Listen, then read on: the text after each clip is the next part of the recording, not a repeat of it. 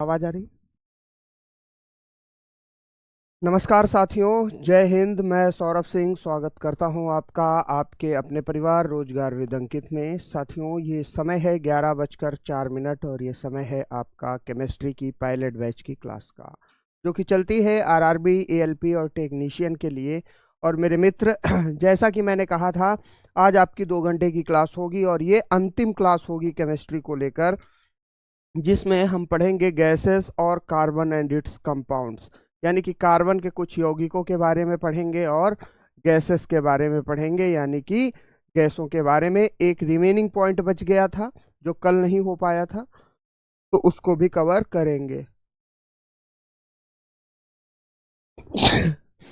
नमस्कार साथियों, बहुत सारे हमारे मित्र जुड़ चुके हैं। विवेक कुमार, विकुल कुमार, पिंटू मीना, नीतीश कुमार, गढ़किया राहुल और अमित चक्र, सौरभ मिश्रा और पंकज कुमार, ऋषि कुमार, साक्षी आर्या, गोलू कुमार। बहुत बेहतरीन सभी साथी हमारे साथ जुड़ चुके हैं मेरे मित्र, और बहुत ध्यान से एक एक कॉन्सेप्ट को समझते हुए चलेंगे। मैं पूरा प्रयास करूंगा कि आज की क्लास में आपका सिलेबस पूरी तरीके से समाप्त हो जाए, है ना। तो चलिए हम पहले गैस के एक कॉन्सेप्ट को समझते हैं। आप ध्यान रखिएगा। देखिए, आज जैसा कि मैं आपको बता रहा हूँ, कार्बन की क्लास है और कार्बन की क्लास में ऑर्गेनिक केमिस्ट्री, यानी कि ऑर्गेनिक केमिस्ट्री अपने आप में एक कॉन्सेप्ट कॉम्प्लेक्स सब्जेक्ट है, यानी कि कठिन सब्जेक्ट है। तो बहुत ध्यान से प्लीज़ मेरे भाई, मैं बार बार गुजारिश कर रहा हूँ, बहुत ध्यान से आज की ये अंतिम क्लास आप देखो, बहुत ध्यान से एक एक पॉइंट को समझो, क्योंकि यहाँ से बहुत अच्छे लेवल के क्वेश्चन आपके एग्जाम में देखने को मिलते हैं। ठीक है मेरे मित्र, क्लास की शुरुआत की जाए। अगर आप सभी रेडी हो तो एक बार जय हिंद लिख के हमें सूचना कर दो, ताकि हम 2 घंटे का अनवरत सेशन आपके साथ प्रारंभ कर सकें। ठीक है मेरे भाई, चलिए। ठीक है। अरे विकुल कुमार, नाम तो ले लिया यार, नाम लेने में क्या रखा। कुछ ऐसा करो कि दुनिया तुम्हारा नाम ले, हमारे नाम लेने से क्या होगा बताओ। ठीक है मेरे भाई, जय श्री राम। कृष्णकांत गुर्जर। चलिए मेरे भाई, अगर हम शुरुआत करेंगे तो गैसेस के लिए एक लास्ट कॉन्सेप्ट रह गया था, उसको देख लेते हैं। क्या रह गया था गुरुजी? अगर हम बात करें तो एक आदर्श गैस का कॉन्सेप्ट रह गया था मेरे मित्र, तो उसको कवर करते हुए चलते हैं। यानी कि आदर्श गैस।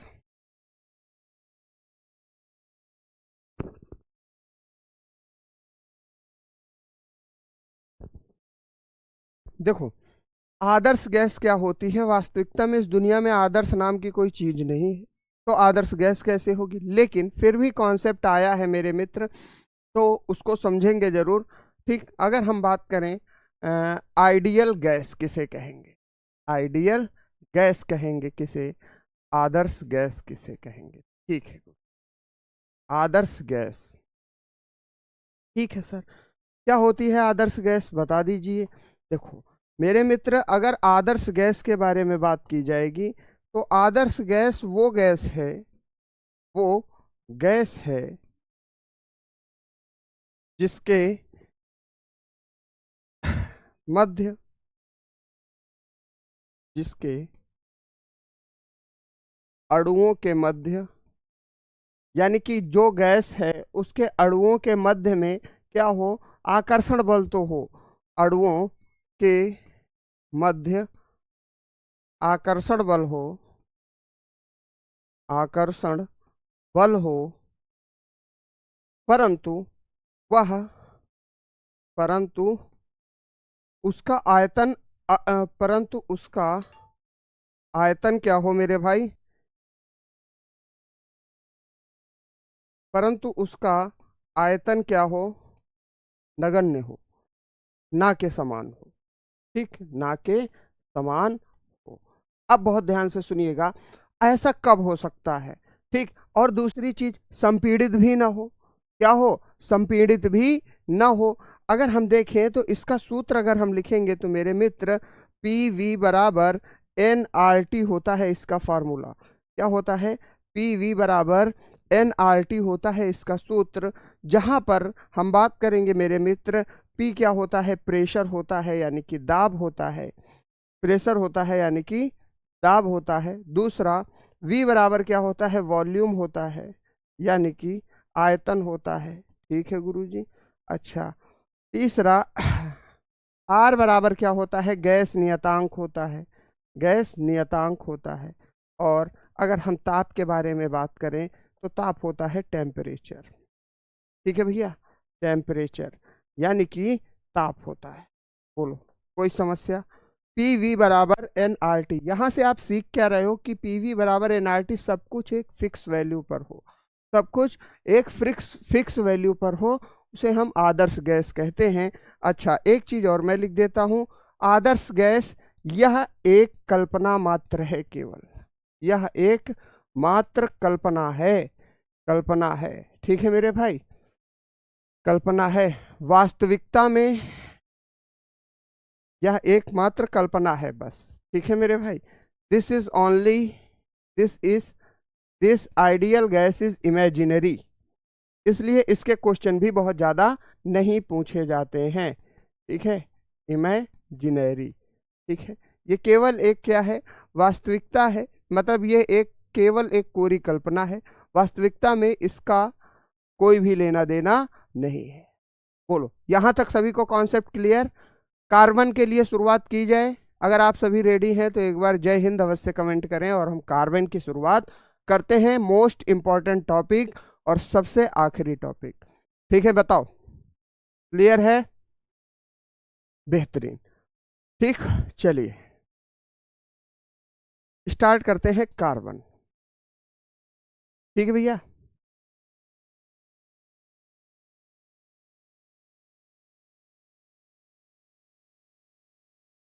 ठीक। एन है नंबर ऑफ मॉलिक्यूल्स, अमित चक्र, number of atoms of particles, यानी कि जो कणों की संख्या होगी एन, उसे हम एन कहेंगे। ठीक है मेरे भाई, कोई दिक्कत यहां तक? ठीक, चलिए कार्बन की शुरुआत करते हैं। कार्बन हेडिंग लगा लो मेरे भाई, main topic carbon and its compound, बहुत मुख्य टॉपिक और इससे क्वेश्चन आने के पूरे पूरे चांस है रेलवे में, मैं स्पेशली बता रहा हूं। ठीक है मेरे भाई, कार्बन एंड इट्स कंपाउंड।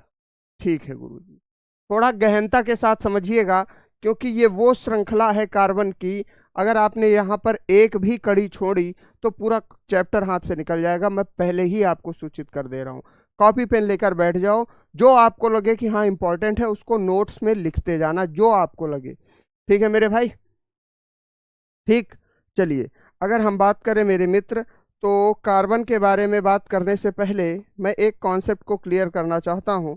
ये टॉपिक है, हिंदी में इसे कहेंगे कार्बन एवं इसके यौगिक, कार्बन एवं इसके यौगिक। ठीक है गुरु, ठीक। स्पीड में चलिएगा, थोड़ा सा स्पीड को हम मेंटेन रखेंगे, है ना, जिससे हम इस टॉपिक तक पूरा कवर कर पाए।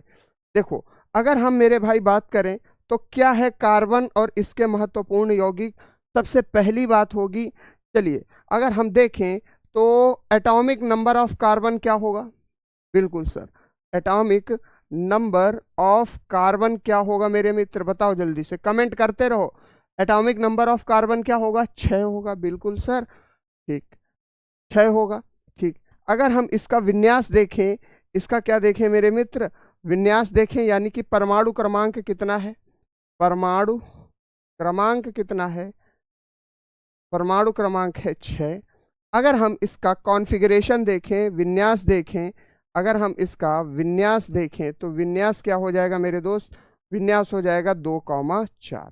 यहाँ से आप क्या समझ पा रहे हो कि इलेक्ट्रॉन में 2 सेल होंगी, यहाँ पर क्या समझ पा रहे हो कि इलेक्ट्रॉन में 2 सेल होंगी, और 2 सेल का सीधा मतलब क्या है, देखो नोट बाद में पीडीएफ से कर लेना, अभी केवल जो आपको इंपॉर्टेंट लगे ना उसको उसको रफ में लिख लो बस, नोट पीडीएफ से बाद में कर लेना। मेरे भाई आज समय अपने पास बहुत कम है, इस चीज का विशेष ध्यान रखो। ठीक है, नोट आप बाद में कर लेना, कोई दिक्कत नहीं। ठीक है ठीक, विपुल जी न्यूमेरिकल के लिए आप प्रैक्टिस सेट पे जाया करो यार, प्रैक्टिस सेट में खूब न्यूमेरिकल मिलते हैं आपको, जो भी जरूरी है। ठीक, विन्यास 2,4 हो जाएगा। ठीक, कोई समस्या यहाँ तक? ठीक है सर। अब दो सेल होंगी यानी कि दो कक्ष होंगे, किसमें, कार्बन में। चलो बना लेते हैं, कॉन्सेप्ट वाइज फिगर वाइज भी समझते हुए चलेंगे तो ज़्यादा बेहतर रहेगा। चलिए, हमने मान लिया कि ये भैया एक न्यूक्लियस है, प्रोटॉन है, न्यूट्रॉन है इसके अंदर। अब इस कार्बन के परमाणु के अंदर दो कक्षाएं होनी चाहिए। चलिए दो कक्षाएं भी बना देते हैं। एक कक्षा ये हो गई, ठीक, और दूसरी एक कक्षा और बनेगी, बिल्कुल बनेगी, ठीक। ये हो गई इसकी दूसरी कक्षा। अब जरा ध्यान से देखो, अब अगर हम बात करें तो पहली कक्षा में कितने इलेक्ट्रॉन जाने चाहिए? पहली कक्षा में गुरुजी 2 इलेक्ट्रॉन जाएंगे। कितने इलेक्ट्रॉन? 2 इलेक्ट्रॉन। क्यों? फार्मूला हमने पढ़ा हुआ है 2n², यानी कि पहली कक्षा है तो 2 गुणी 1 का घात बराबर कितना आ जाएगा? 2 इलेक्ट्रॉन जाएंगे, ठीक। अच्छा, अगर हम दूसरी वाली कक्षा में बात करें तो 4 इलेक्ट्रॉन जाएंगे। ठीक है सर, जाने दो, 1 2 3 4। लेकिन अष्टक का सिद्धांत ये कहता है कि सबसे बाह्य कक्षा में कितने इलेक्ट्रॉन होने चाहिए? 8 इलेक्ट्रॉन होने चाहिए। तब कार्बन क्या होगा? स्टेबल होगा। अरे प्रभु, नहीं नोट कर पाए हो तो रहने दो यार, मैं बार बार कह रहा हूं सचिन कुशवाहा, पीडीएफ से नोट कर लेना, आप पीडीएफ से नोट कर लेना। बार बार एक ही चीज का कॉपी पेस्ट कर रहे हो कि आइडियल गैस नहीं नोट कर पाए। आइडियल गैस में कुछ नहीं है मेरे भाई, अभी बाद में नोट कर लेना आप पीडीएफ से। पीडीएफ अवेलेबल होती है ना आपको, क्यों परेशान हो? ठीक है, 4 इलेक्ट्रॉन है, कहां पर? कार्बन के आउटर मोस्ट सेल पर, ठीक है। लेकिन अष्टक का सिद्धांत मेरे भाई क्या कहता है? अष्टक का सिद्धांत कहता है कि किसी भी परमाणु को स्थायी होने के लिए, स्टेबल होने के लिए कि कम से कम कितने इलेक्ट्रॉन चाहिए? 8 इलेक्ट्रॉन चाहिए, ठीक। तो अब अगर हम देखें 8 इलेक्ट्रॉन अगर हमें चाहिए तो अभी इसके पास कितने इलेक्ट्रॉन की कमी है? 4 इलेक्ट्रॉनों की कमी है। तो अगर हम देखें तो कार्बन की संयोजकता यानी कि वैलेंसी कितनी हो जाएगी? वैलेंसी यानी कि संयोजकता कितनी हो जाएगी? संयोजकता हो जाएगी मेरे मित्र, संयोजकता हो जाएगी 4। कितनी हो जाएगी? 4 हो जाएगी। अच्छा, कार्बन के बाहरी सेल में कितने इलेक्ट्रॉन हैं? कार्बन के बाहरी सेल में कितने इलेक्ट्रॉन हैं? यानी कि वैलेंस इलेक्ट्रॉन कितने हैं?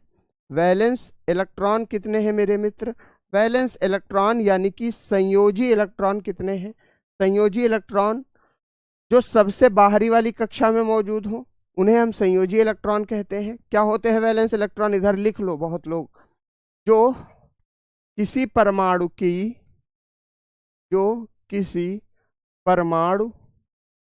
की सबसे बाहरी कक्षा में मौजूद होते हैं। जो इलेक्ट्रॉन किसी परमाणु की सबसे बाहरी कक्षा में मौजूद होते हैं, कक्षा में मौजूद होते हैं, ठीक है, उन्हें हम क्या कहते हैं? उन्हें संयोजी इलेक्ट्रॉन कहते हैं।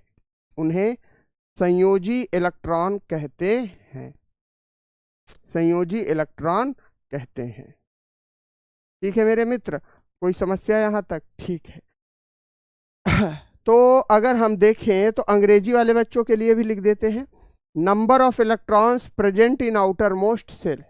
Number of electrons present in outermost shell, in outermost shell, ठीक है मेरे भाई। Are valence electrons, are valence electrons, ठीक। यहां तक किसी को कोई समस्या? तो अगर हम इसके संयोजी इलेक्ट्रॉनों की संख्या देखें तो बाहरी सेल में कितने मौजूद हैं? 4 हैं। कोई दिक्कत यहां तक? ठीक, कोई दिक्कत? ठीक, क्लियर हो गई बात? अच्छा, आइडियल गैस इंग्लिश में भी बता दो। आइडियल गैस मेरे मित्र पीवी बराबर nRT, ठीक है मेरे भाई। नेग्लिजिबल वॉल्यूम जिसमें हो, negligible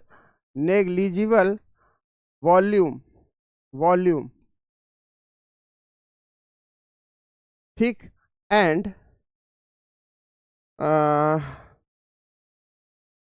attractive force is present between the particles. Attractive force present between the particles, present between particles, ठीक। नो कंप्रेसिबिलिटी, ठीक है भैया, अंग्रेजी वाले, नो कंप्रेसिबिलिटी, ठीक है, आइडियल गैस कहलाएगी, आइडियल गैस कहलाएगी। ठीक है, ये रहा फॉर्मूला, ये रहा फॉर्मूला। ठीक है, चलिए आगे बढ़ते हैं। ये संयोजी इलेक्ट्रॉन हो गए। अब मेरे मित्र बात आती है कार्बन के। कार्बन क्या करेगा मेरे भाई, कार्बन को चाहिए 4 इलेक्ट्रॉन, तो ये सबसे बॉन्ड बनाने की कोशिश करेगा।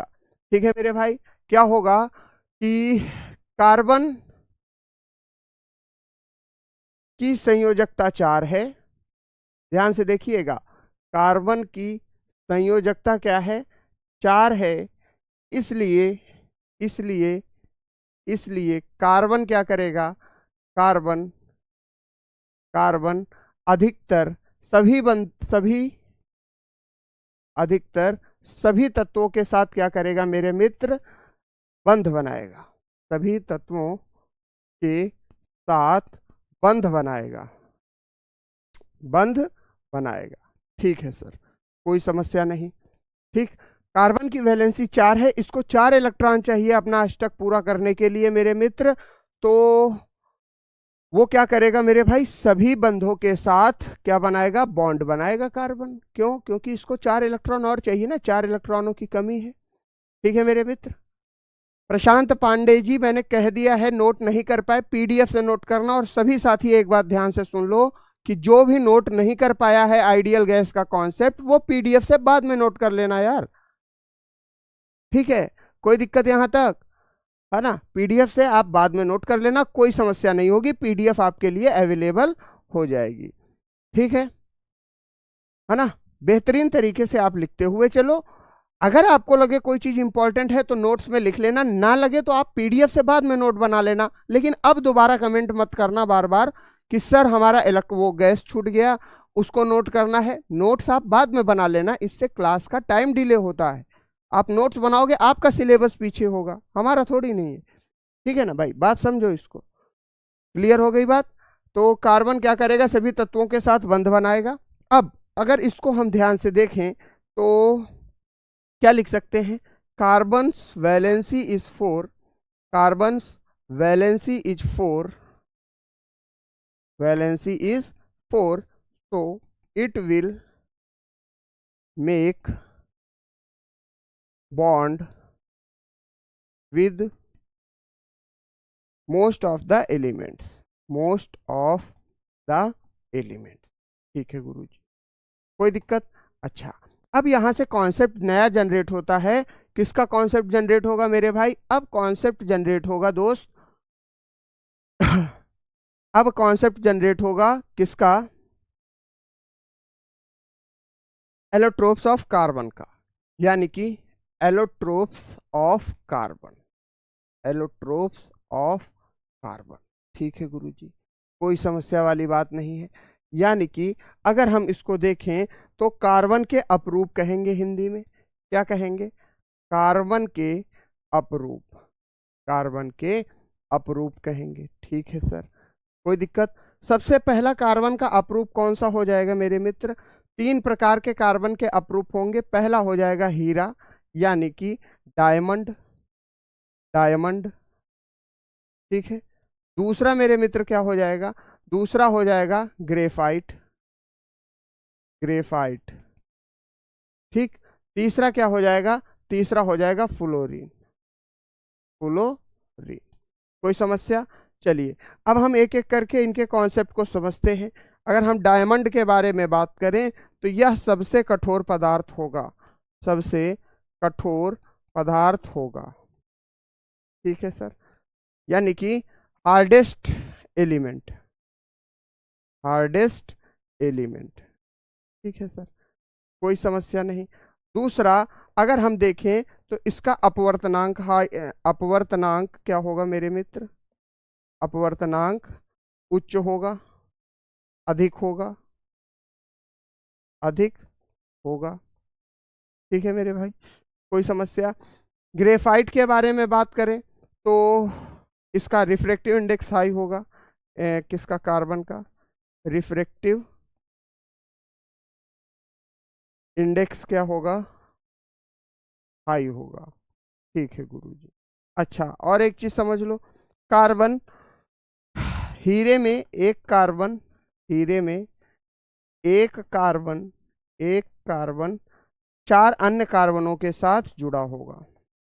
ठीक है, 4 अन्य कार्बनों के साथ जुड़ा होगा, साथ जुड़ा होगा। ठीक है गुरुजी, कोई दिक्कत नहीं। अगर हम ग्रेफाइट के बारे में मेरे मित्र बात करें तो ग्रेफाइट क्या होगी मेरे भाई? ग्रेफाइट कार्बन का दूसरा अपरूप है। और अगर हम देखें तो ग्रेफाइट के कणों में इसमें इसमें कमजोर बल, कमजोर बल जिसका नाम क्या है? ग्रेफाइट से सबसे ज्यादा क्वेश्चन यही पूछता है, कमजोर बल अपवर्तनांक होता है, रिफ्रैक्टिव इंडेक्स फिजिक्स में तुमने जरूर पढ़ा होगा, अपवर्तनांक जिसकी वजह से हीरा चमकता है। ठीक है मेरे भाई, ठीक, कोई दिक्कत? अब देखो इसमें कमजोर बल अगर हम बात करें तो वीक फोर्स, वीक फोर्स जिसका नाम वैन डिवाल फोर्स होता है। याद रखिएगा, ये प्रश्न पूछ सकता है मेरे मित्र, वैन डिवाल फोर्स मौजूद होता है, मौजूद होता है। ठीक है सर, ठीक। इसका प्रयोग कहाँ किया जाता है मेरे भाई? इसका प्रयोग किया जाता है, इसका प्रयोग किया जाता है पेंसिल की लीड बनाने में, पेंसिल की लीड बनती है इससे। ठीक है, LED, ठीक है, बनती है। ठीक है गुरुजी, कोई समस्या नहीं। अच्छा, अगला कॉन्सेप्ट अगर हम देखें तो अगला कॉन्सेप्ट इसका क्या कहता है मेरे भाई? न्यूक्लियर रिएक्टर में, यानी कि परमाणु रिएक्टरों में, ठीक है, न्यूक्लियर रिएक्टर में मंदक के रूप में प्रयोग होता है, में मंदक के रूप में, मंदक के रूप में प्रयोग होता है। ठीक है गुरुजी, प्रयोग होता है। कोई समस्या यहाँ तक? किसी को कोई डाउट नहीं होना चाहिए। अब आ जाओ फ्लोरीन पर। फ्लोरीन का सबसे स्टेबल स्ट्रक्चर कौन सा माना जाता है? C60, C60 फ्लोरीन क्या है? C60 फ्लोरीन का, फ्लोरीन का सबसे स्थाई, सबसे स्थाई संरचना है, स्थाई संरचना है। ठीक है सर, संरचना है। अच्छा, इसका अगर हम बात करें तो इसकी आकृति क्या होती है मेरे मित्र? इसकी आकृति, इसकी आकृति, अच्छा अंग्रेजी में भी लिख दें यार, नहीं तो अंग्रेजी वाले परेशान होंगे। देखिए, fluorine C60 is the most, is the most stable structure, structure of fluorine, of fluorine. ठीक है, कोई दिक्कत? अच्छा, अगर हम बात करें तो इसकी संरचना किसके समान होगी? इसकी संरचना, its structure like a football, its structure like a football, like a football, यानी कि एक फुटबॉल के समान संरचना होगी, एक फुटबॉल की समान संरचना होगी।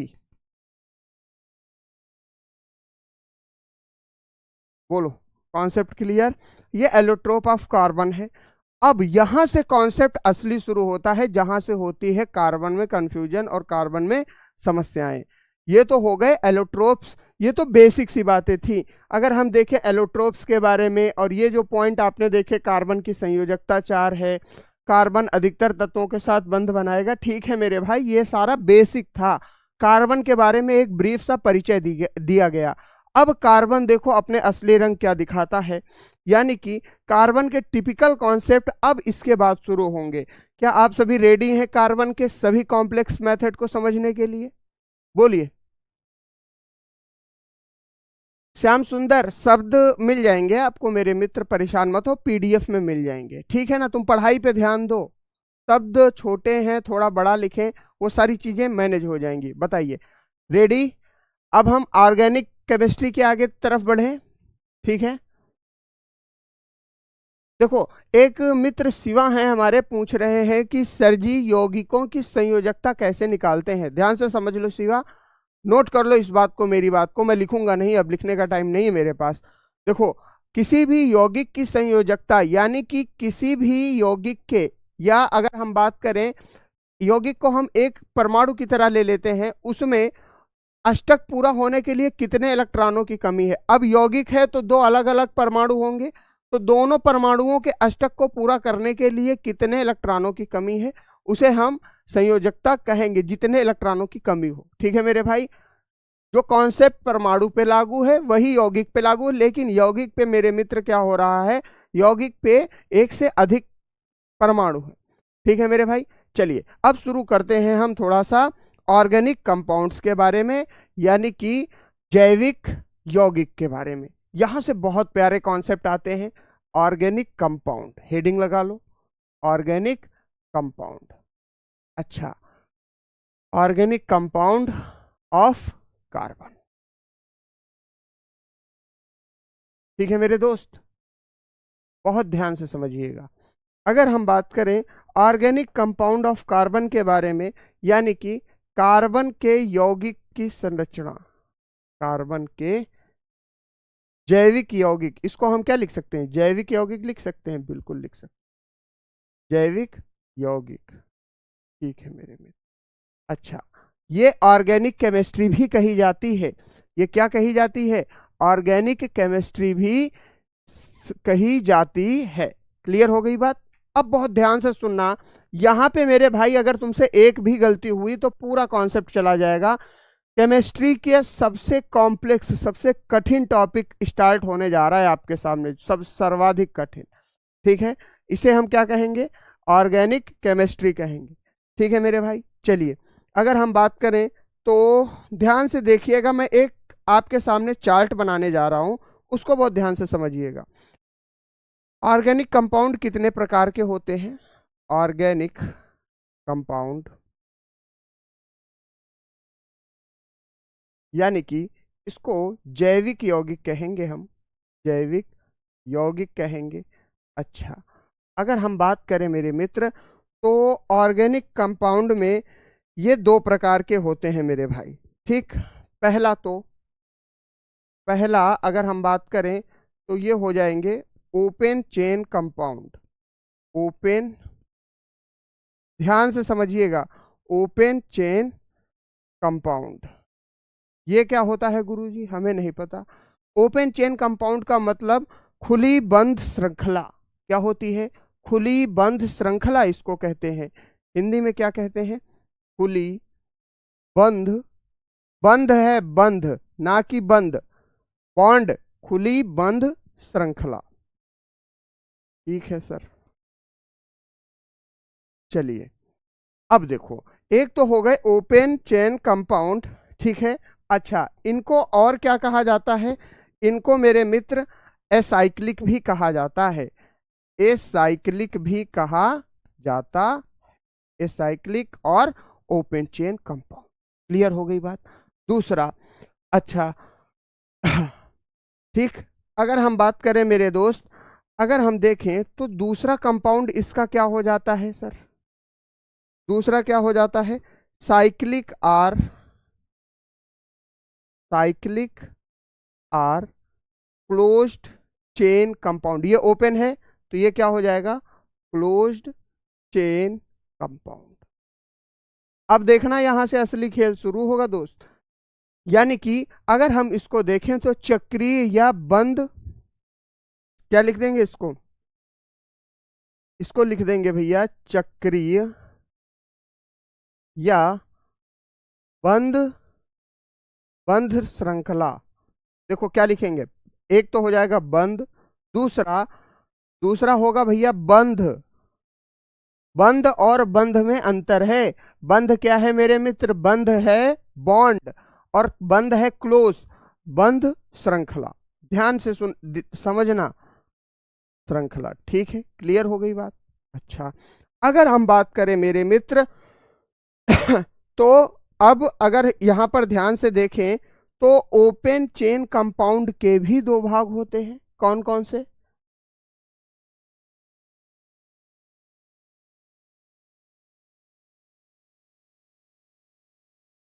ठीक है मेरे भाई, कोई दिक्कत?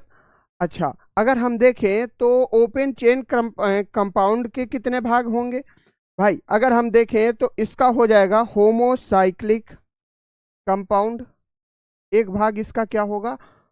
देखो ध्यान से एक एक कॉन्सेप्ट को समझो, यहां पर फिगर समझ गया तो लगभग पूरा खेल समझ में आ जाएगा। देखो ये क्या हो जाएगा? Homocyclic compound. जी गुरुजी, होमोसाइक्लिक कंपाउंड, इसको हिंदी में क्या कहा जाता है गुरुजी, ये बात बताओ हमको। हिंदी में कहा जाता है इनको समचक्रीय यौगिक। क्या कहेंगे इसको? नीचे लिख दूं, चलेगा? ठीक है भैया, समचक्रीय यौगिक। ठीक है गुरुजी, क्लियर है कॉन्सेप्ट, समचक्रीय यौगिक हो गया। अब ध्यान से देखिएगा, अगर हम देखें तो अब भाई क्लोज्ड चेन कंपाउंड यानी कि बंद बंध श्रृंखला का भी तो कुछ ना कुछ समीकरण होना चाहिए। Yes sir. अगर हम देखें तो साइक्लिक कंपाउंड्स का जो सिस्टम होगा इसे क्या कहेंगे मेरे भाई? इसे हेट्रोसाइक्लिक कंपाउंड भी कहेंगे। ठीक है मेरे भाई, क्या होगा ये होगा मेरे मित्र हेट्रोसाइक्लिक कंपाउंड। ठीक है, यानी कि अगर हम बात करें तो विषम चक्रीय यौगिक। खत्म? नहीं भैया, अभी का है खत्म? अभी क्यों खत्म? अब देखो, अब इनके भी कंपाउंड ब्रेक होंगे दोस्त, इसके भी कंपाउंड ब्रेक होंगे, इसके भी होंगे। तो ऑर्गेनिक कंपाउंड के दो कंपाउंड आए, पहला एसाइक्लिक और ओपन चेन कंपाउंड, और ओपन चेन कंपाउंड के दो कंपाउंड, एक कंपाउंड आया समचक्रीय यौगिक यानी कि होमोसाइक्लिक, और क्लोज्ड चेन कंपाउंड के यानी कि बंद बंध श्रृंखला का एक आया विषम चक्रीय यौगिक। अब हम देखते हैं होमोसाइक्लिक कंपाउंड के कितने भाग होंगे। ठीक है दोस्त, यहां तक क्लियर हो गया? बताओ। ठीक,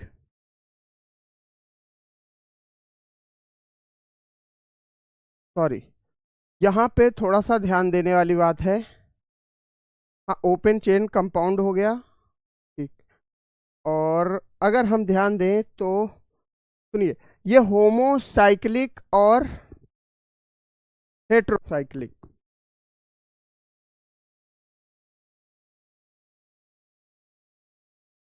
ठीक है।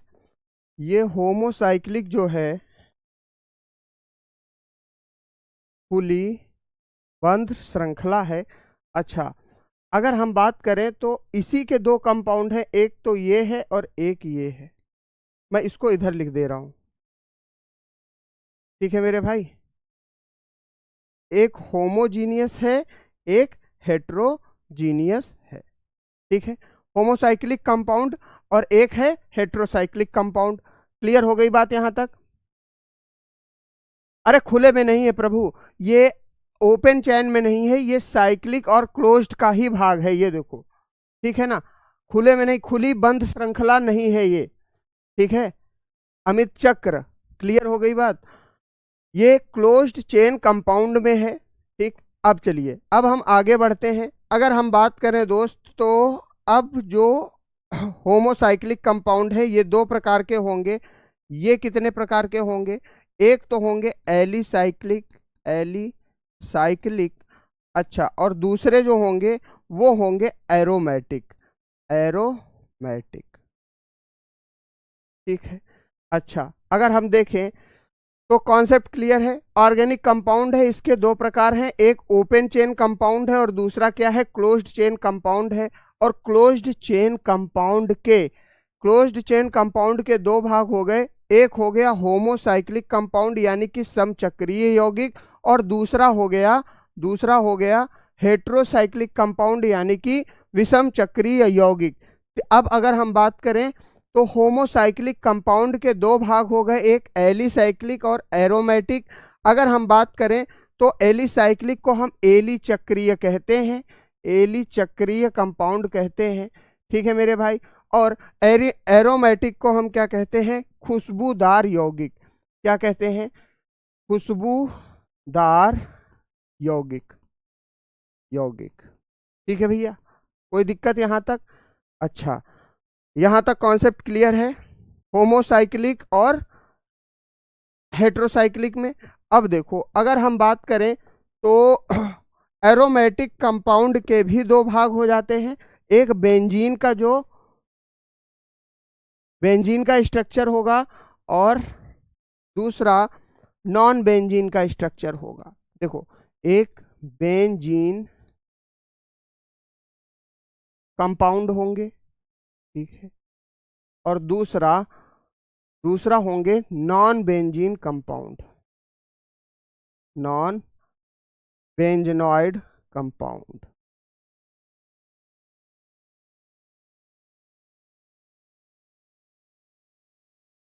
ठीक है भैया, कोई समस्या अब नहीं होनी चाहिए, क्लियर हो गया कॉन्सेप्ट। देखो, मैं एक बार फिर से रिपीट कर रहा हूं, कार्बन और उसके जैविक, कार्बन और उसके जैविक के बारे में बात करें तो पहला कंपाउंड क्या हो जाएगा? पहला हमारा हो जाएगा खुली बंध श्रृंखला, और अगर हम बात करें तो दूसरा कंपाउंड क्या हो जाएगा? बंद बंध श्रृंखला। ठीक है मेरे भाई, एक ओपन चेन कंपाउंड, दूसरा क्लोज्ड चेन कंपाउंड।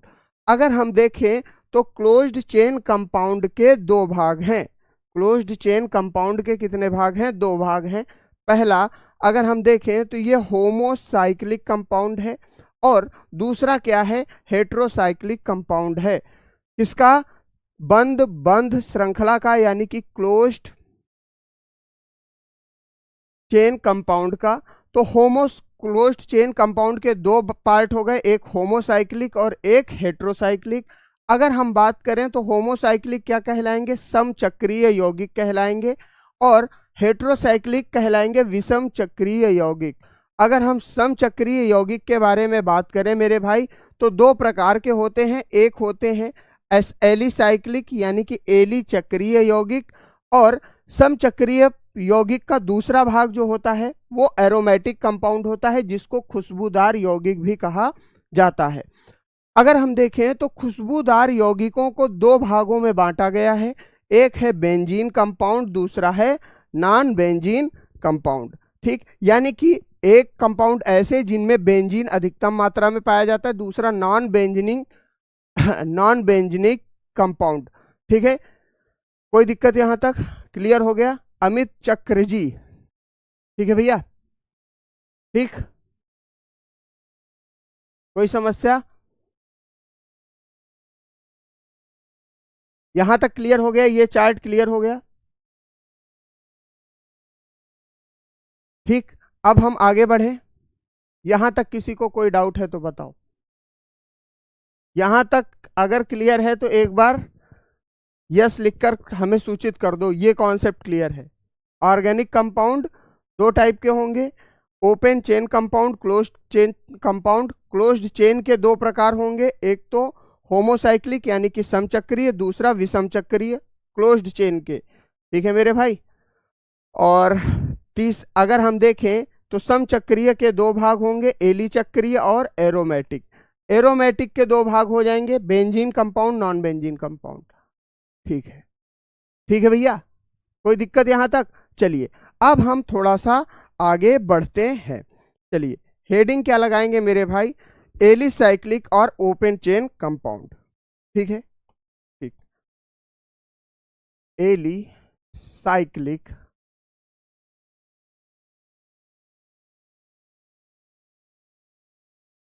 एलिसाइक्लिक और open chain compound, open chain compound. ठीक है, देखो अगर हम बात करें तो हमने क्या देखा था? एलिसाइक्लिक यानी कि ओपन चेन कंपाउंड। तो अब हम इसका विस्तार करने जा रहे हैं, ओपन चेन कंपाउंड का। ठीक है भाई, कोई समस्या नहीं। अगर हम देखें तो ओपन चेन कंपाउंड को क्या कहा जाता? खुला बंध श्रेणी, इसको खुला बंध श्रेणी। ठीक है गुरुजी। अगर हम देखें तो खुला बंध श्रेणी, अगर हम इसको लिखें तो इनको इनको एलिफैटिक कंपाउंड भी कहा जाता है। एलिफैटिक कंपाउंड भी कहा जाता है, कंपाउंड भी कहा जाता है, ठीक है, कहा जाता है। अच्छा, खुला बंद श्रेणी यानी कि जो ओपनली स्ट्रक्चर बनाते हो तथा इनमें क्लोज आकृति का, इनमें बंद आकृति का निर्माण नहीं होता, ठीक है भाई, तभी तो ये खुला बंद श्रेणी होंगे, इनमें बंद आकृति का निर्माण नहीं होता, ठीक है मेरे भाई, निर्माण नहीं होता। अगर मैं इसको लिखूं तो क्या लिख सकता हूं भाई, they do not form closed shape, they do not form, they do not form closed shape, closed shape, ठीक है मेरे भाई, कोई समस्या यहाँ तक। अच्छा गुरुजी, इनके एग्जाम्पल बताओ। अगर हम बात करें तो इनके एग्जाम्पल लिख लेते हैं। एग्जाम्पल इनके क्या हो जाएंगे, CH4 यानी कि जिसको आप मीथेन के नाम से भी जानते हो।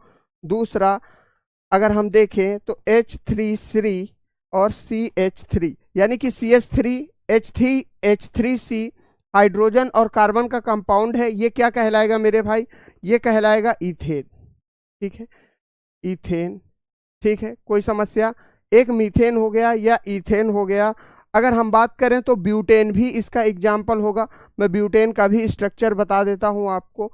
अगर हम देखें तो ब्यूटेन किसे कहेंगे, ब्यूटेन का स्ट्रक्चर क्या हो जाएगा, CH3 CH और CH3, इसके साथ में एक CH3 कंपाउंड और लग जाएगा, यानी कि जब कार्बन 4 रूपों में मौजूद हो, 1 2 3 4, तो ये क्या कहलाएगा, ब्यूटेन कहलाएगा। दूसरा, दो कार्बन जब दो CH3 आपस में कनेक्टेड हो, यानी कि C2H6 इसका फॉर्मूला बन रहा है, क्या बन रहा है मेरे भाई, C2H6 फॉर्मूला बन रहा है, ये क्या कहलाएगा, इथेन कहलाएगा। मीथेन आपको मालूम है प्राकृतिक गैस का मुख्य घटक है, CH4, इसे हम क्या कहेंगे, इसे ये सारे कंपाउंड क्या हैं, ये एक बंद आकृति का निर्माण नहीं कर रहे हैं, स्पष्ट रूप से इनकी संरचना में दिखाई दे रहा है, ये स्पष्ट रूप से इनकी संरचना में दिखाई दे रहा है कि मीथेन हो या इथेन हो या ब्यूटेन हो, ये एक बंद आकृति का निर्माण नहीं कर रहे हैं, ये ऐसे बंधन हैं जो खुले हुए हैं। तो हम इसको क्या लिख सकते हैं, ओपन चेन कंपाउंड या खुला बंद श्रेणी। इनको एलिफैटिक कंपाउंड भी कहा जाता है, क्या कहा जाता है, एलिफैटिक कंपाउंड भी कहते हैं, एलिफैटिक यौगिक भी कहते हैं। क्लियर हो गई बात, उम्मीद करता हूं ये कॉन्सेप्ट यहां तक समझ में आ गया होगा। अब हम आगे बढ़े अगले कॉन्सेप्ट पर, चलिए। अब देखिए, अगर हम देखें तो अब क्लोज्ड साइक्लिक कंपाउंड आ जाएंगे, क्या आ जाएंगे मेरे भाई, क्लोज्ड चेन कंपाउंड। भाई दूसरा हमारा यही था ना, क्लोज्ड चेन कंपाउंड, ठीक है सर। क्लोज्ड चेन कंपाउंड का मतलब क्या हुआ, देखो अब थोड़ा सा हम यहां पर आएंगे फिर से चार्ट पर अपने। अगर हम चार्ट को देखें तो दूसरा क्या था, क्लोज्ड चेन कंपाउंड था गुरुजी, क्या था, क्लोज्ड चेन कंपाउंड था, ठीक है सर, कोई दिक्कत नहीं। चलिए, क्लोज्ड चेन कंपाउंड को अगर हम समझेंगे तो सीधी बात, सबसे पहला स्ट्रक्चर क्या आएगा माइंड में, ये बंद आकृतियों का निर्माण करते हैं, ये बंद आकृति का निर्माण करते हैं, बिल्कुल करेंगे, निर्माण करते हैं जी गुरुजी, यानी कि formed close structure, forms closed structure. Clear हो गई बात, ठीक है देश, क्लियर हो गई बात, यहां तक कॉन्सेप्ट क्लियर हो गया। अच्छा, अगर हम बात करें तो इनको होमोसाइक्लिक भी कहा जाता है, इनको, और ये क्लोज्ड स्ट्रक्चर का निर्माण करते हैं, तो इनके स्ट्रक्चर कैसे होंगे, आकृति रिंग जैसी होगी, आकृति रिंग जैसी होगी, रिंग जैसी होगी, ठीक है भाई, यानी कि अगर हम देखें तो रिंग लाइक स्ट्रक्चर इसको लिख सकते हैं, बिल्कुल ठीक है दोस्त, रिंग लाइक स्ट्रक्चर लिखा जा सकता है। अच्छा, अगर हम बात करें तो तीसरा कॉन्सेप्ट इसका क्या आता है, तीसरा कॉन्सेप्ट आता है मेरे मित्र, अगर हम देखें तो इनको एलिसाइक्लिक भी कहा जाता है, यानी कि होमोसाइक्लिक भी कहते हैं, होमोसाइक्लिक या और एलिसाइक्लिक भी कहा जाता है, एलिसाइक्लिक कंपाउंड भी कहा जाता है, कंपाउंड भी कहते हैं। कोई समस्या यहाँ तक? किसी को कोई दिक्कत, कोई परेशानी? ठीक, आराम से ही है यार, है ना, आराम से ही है हिमांशु चौहान, थोड़ा सा स्पीड मेंटेन करो, है ना। ठीक है, क्लियर है यहाँ तक? बोलो, होमोसाइक्लिक या एलिसाइक्लिक भी कहते हैं। ठीक, अब देखिए इनके स्ट्रक्चर को समझते हैं हम। अगर हम ध्यान से देखें तो ये स्ट्रक्चर किसका है मेरे मित्र? ये स्ट्रक्चर है साइक्लोप्रोपेन का, साइक्लोप्रोपेन, प्रोपेन, ठीक है, जिसको आप चक्रीय प्रोपेन के नाम से भी जानते हो, चक्रीय प्रोपेन के नाम से भी जानते हो। ठीक है गुरुजी, चक्रीय प्रोपेन के नाम से भी जानते। ठीक है सर, ये उसका स्ट्रक्चर। ठीक, देखो एक बंद आकृति का निर्माण हो रहा है कि नहीं हो रहा है। दूसरा, अगर हम देखें तो ये हो गया साइक्लोहेक्सेन का स्ट्रक्चर, 1 2, अब साइक्लोहेक्सेन है तो 6 कार्बन आने चाहिए जी गुरुजी, तो 1 कार्बन, 2 कार्बन, 3 4, ठीक है, 1 2 3 4, अब ये आया 5वां और ये आया 6ठा। ठीक है भैया, देखो बहुत ध्यान से, 1 भुजा, 2 3 4 5 और ये 6। ठीक है, यहाँ पर कितने कार्बन प्लेस हो जाएंगे? 6 कार्बन प्लेस हो जाएंगे। इसे हम क्या कहेंगे? साइक्लोहेक्सेन कहेंगे। क्या कहेंगे? साइक्लोहेक्सेन कहेंगे। अब कहोगे गुरुजी आपने तो होमोसाइक्लिक और हेट्रोसाइक्लिक भी बताया था। ये देखो पहला चार्ट याद रखो भाई हमेशा, क्या बताया था? इसका पहला भाग क्या हो जाएगा? होमोसाइक्लिक यानी कि समचक्रीय होंगे। ठीक है सर, तो समचक्रीय के बारे में समझते हैं, यानी कि जिनके चक्रण एक समान आकृति के हों। लगभग देखिए यहाँ पर अगर जो कार्बन प्लेस होगा वो सारा सिंगल बॉन्ड में कार्बन प्लेस होगा। तो अगर हम देखें तो साइक्लोप्रोपेन हो या साइक्लोहेक्सेन हो, यहाँ पर कार्बन एक ही प्रकार से एक ही तत्व के रूप में समान रूप से मौजूद है, तो हम इसको क्या लिख लेंगे मेरे भाई? इसको होमोसाइक्लिक लिख लेंगे, होमोसाइक्लिक लिख लेंगे। ठीक है, अच्छा, ठीक, होमोसाइक्लिक यानी कि अगर हम देखें तो ये समचक्रीय हो गए। ठीक, यहां तक कॉन्सेप्ट क्लियर हो गया।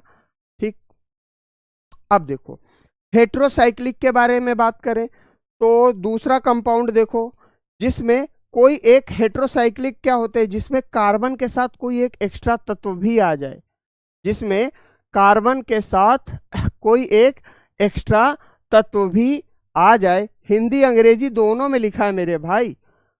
ठीक, उन्हें क्या कहेंगे? हेट्रोसाइक्लिक भी कहेंगे। अब देखो हेट्रोसाइक्लिक, हेट्रोसाइक्लिक, अब हेट्रोसाइक्लिक को आप क्या कहोगे? विषम चक्रीय कहोगे और क्या कहोगे? विषम चक्रीय कहोगे। ठीक है, कोई दिक्कत? हेट्रोसाइक्लिक को क्या कहोगे? विषम चक्रीय। और अगर हम बात करें तो होमोसाइक्लिक को हम क्या लिखेंगे? समचक्रीय, समचक्रीय। बोलो, क्लियर हो गई बात? पीछे अगर तुमने चार्ट देखा है तो वहां से भी समझ लेना चाहिए, यहाँ पे भी मैंने लिख दिया। अब देखो अगर हम देखें तो यहाँ पर मामला क्या है? यहाँ पर क्या है? ये है हेट्रोसाइक्लिक कंपाउंड के बारे में बात। ठीक है गुरुजी, कोई समस्या नहीं है। ठीक, कोई दिक्कत? ये क्या हो गए? ठीक, अब देखो यहां पर कार्बन तो मौजूद है लेकिन कार्बन के साथ साथ दूसरा तत्व भी मौजूद। अच्छा, ये तत्व क्या है? टेट्राहाइड्रो, टेट्राहाइड्रो फ्यूरान, टेट्राहाइड्रोफ्यूरान क्या है? मैं लिख देता हूं हिंदी में, टेट्रा हाइड्रोफ्यूरान।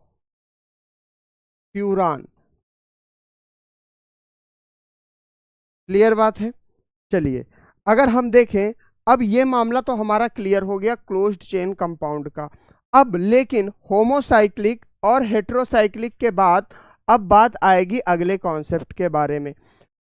हाँ गुरुजी, बंद श्रृंखला वाले को एरोमेटिक बिल्कुल कहते हैं यार। देखो शिवाजी, इस चीज को यहां से भी समझो। देखो अगर हम देखें तो ये खुली बंद श्रृंखला है, ठीक है मेरे भाई।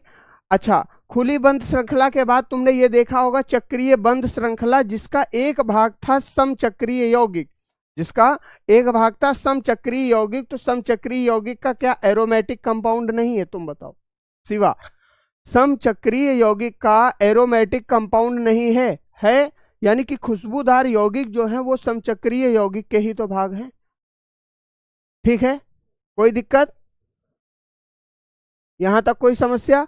तो अगर हम देखें तो एरोमेटिक को हम क्लोज्ड साइक्लिक कंपाउंड यानी कि बंद बंद श्रृंखला के अंदर रख सकते हैं। यहां तक क्लियर हो गया होगा शिवा? अगर क्लियर हो गया है तो एक बार यस लिख के जरूर हमें सूचित करें। बताओ क्लियर हो गया? बिल्कुल लिख सकते हैं।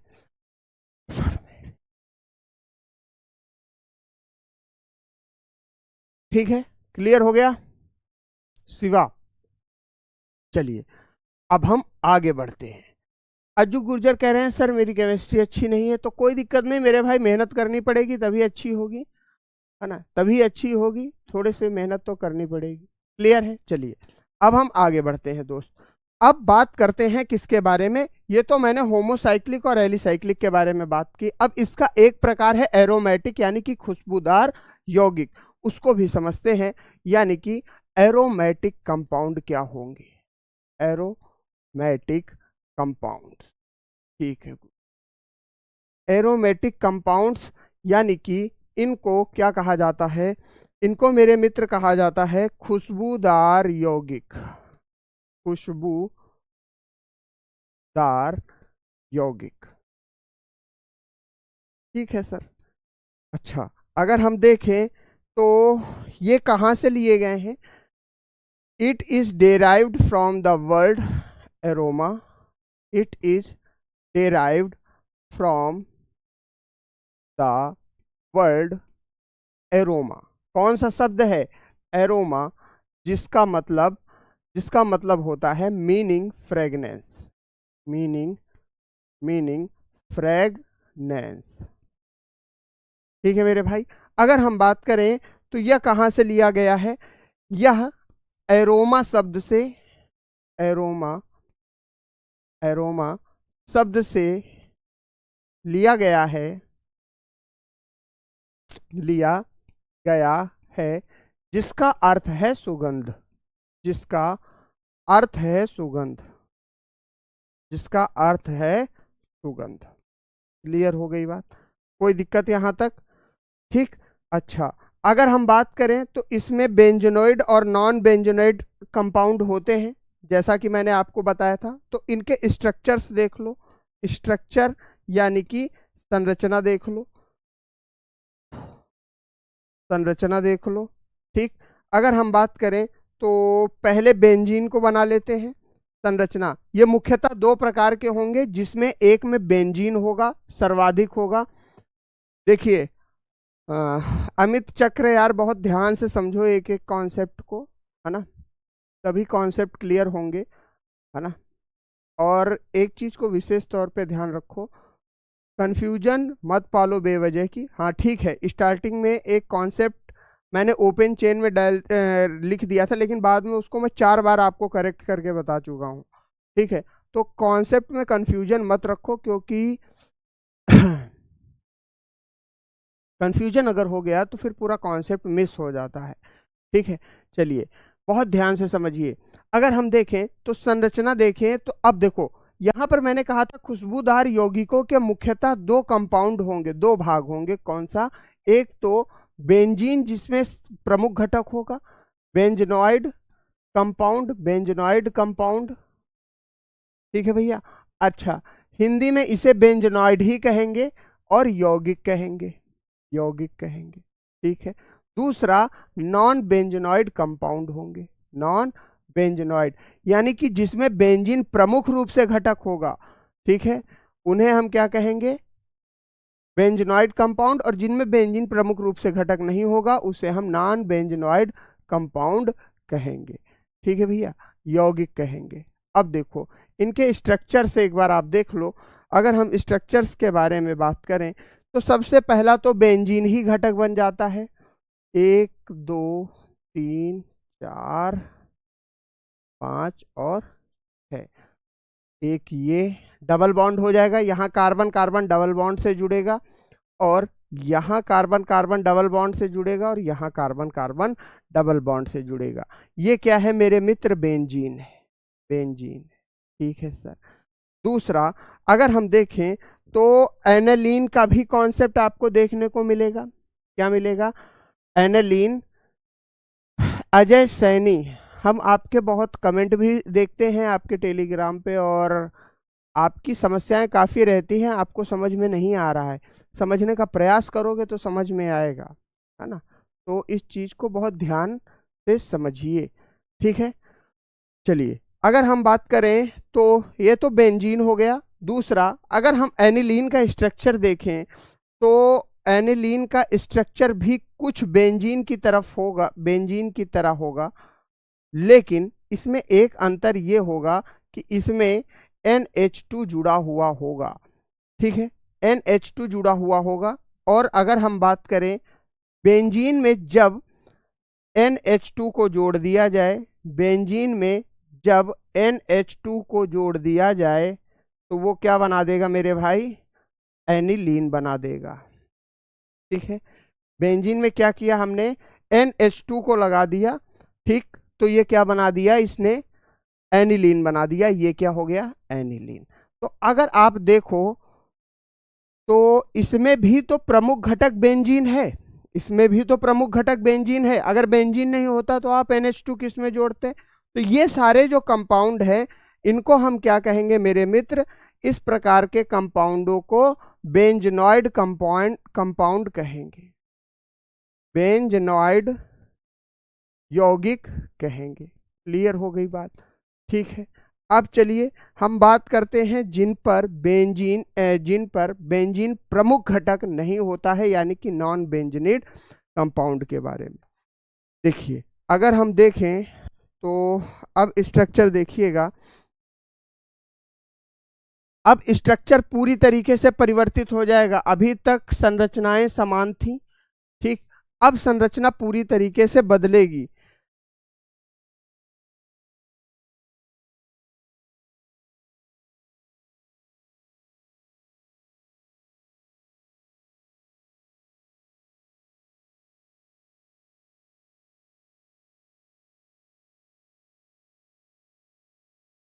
ऑक्सीजन इसके साथ लगा और इसे क्या कहेंगे, ट्रोपोलोन।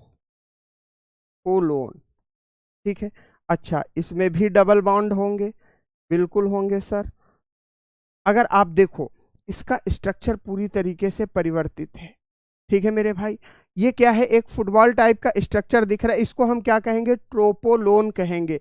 ये कैसा कंपाउंड है, ये नॉन बेंजनोइक कंपाउंड है, नॉन बेंजनोइक कंपाउंड है, बेंजेनोइक यौगिक है। इसमें बेंजीन प्रमुख घटक नहीं है, इसमें बेंजीन जो होगा प्रमुख घटक नहीं होगा। ठीक है मेरे मित्र, इसमें बेंजीन प्रमुख घटक होगा। बेंजीन में ही जब हम NH2 लगा देंगे तो बेंजीन यौगिक बनेंगे, एनिलीन बन जाएगा। दूसरा नॉन बेंजीनोइक ट्रोपोलोन में बेंजीन प्रमुख घटक नहीं है, इसलिए अगर हम देखेंगे तो इसे हम नॉन बेंजीनोइक कंपाउंड कहेंगे। ठीक है मेरे मित्र, अब बात करेंगे हम थोड़ा सा फंक्शनल ग्रुप के बारे में। किसके बारे में बात करेंगे मेरे मित्र, फंक्शनल ग्रुप। पहले ये बताओ यहाँ तक कॉन्सेप्ट क्लियर है। खुशबूदार कंपाउंड के दो भाग हैं मेरे भाई, कौन कौन से, एक तो बेंजीन जिनमें प्रमुख घटक है वो क्या कहलाते हैं, बेंजीनोइड यौगिक कहलाएंगे। दूसरा जिनमें बेंजीन प्रमुख घटक नहीं है वो क्या कहलाएंगे, नॉन बेंजीनोइड कंपाउंड कहलाएंगे। ठीक है, अच्छा आपने देखा कि बेंजीनोइड कंपाउंड के यानी कि बेंजीनोइड यौगिक के दो प्रमुख संरचनाएं आपने देखी, एक तो बेंजीन की स्वयं दूसरा, जब बेंजीन के साथ NH2 लगा देते हैं तो उसे एनिलीन कहते हैं। तीसरा, अगर हम बात करें नॉन बेंजनॉइड की, तो यहाँ पर ट्रोपोलोन का स्ट्रक्चर आपने देखा जिसमें बेंजीन पूरी तरीके से मौजूद नहीं है। ठीक है मेरे भाई, क्लियर? कोई समस्या? ठीक। अच्छा, एक अब बात आती है कि गुरुजी क्या हमें स्ट्रक्चर रटना होगा? नहीं, स्ट्रक्चर से कोई क्वेश्चन नहीं आता। पहली चीज, पेपर में तुम्हारे पायलट बैच में स्ट्रक्चर से कोई भी क्वेश्चन नहीं आएगा, परेशान मत हो। लेकिन तुम्हें ये तो पता होना चाहिए कि वास्तविकता में, अच्छा एक चीज देखो, स्ट्रक्चर से नहीं आएगा, कोई भी क्वेश्चन नहीं आएगा, ठीक, लेकिन तुम्हें ये पता होना चाहिए ना भाई, बेंजनोइड यौगिक किस प्रकार का यौगिक है। अगर हम बात करेंगे तो बेंजनोइड यौगिक एक प्रकार का एरोमेटिक कंपाउंड है, यानी कि सुगंधीय यौगिक है। ये तो पेपर में आ सकता है ना भाई। भाई आपसे क्वेश्चन रख दिया कि बेंजनोइड यौगिक या बेंजीन किस प्रकार का यौगिक है, तो एक प्रकार का एरोमेटिक यानी कि सुगंधित खुशबूदार यौगिक है। ठीक है मेरे भाई, यहां तक क्लियर हो गया? फिगर नहीं आएगा, ठीक है? कोई समस्या? चलिए, अच्छा एक कह रहे हैं कि नॉन बेंजनोइड का सर फिगर थोड़ा सा क्लियर कर दीजिए। चलिए, क्या फिगर में क्या दिक्कत है यार? चलो लो, इसको फिर से बना देता हूं मैं। फिगर में अगर कोई इशू है तो फिर से बना देता हूं। देखो,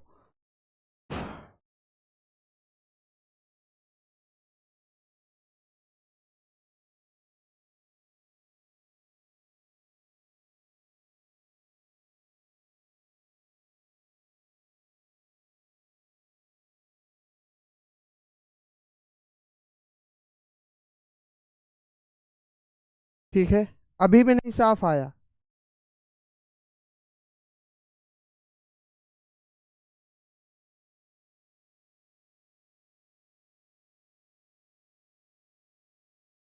ये लो, ठीक, चलिए।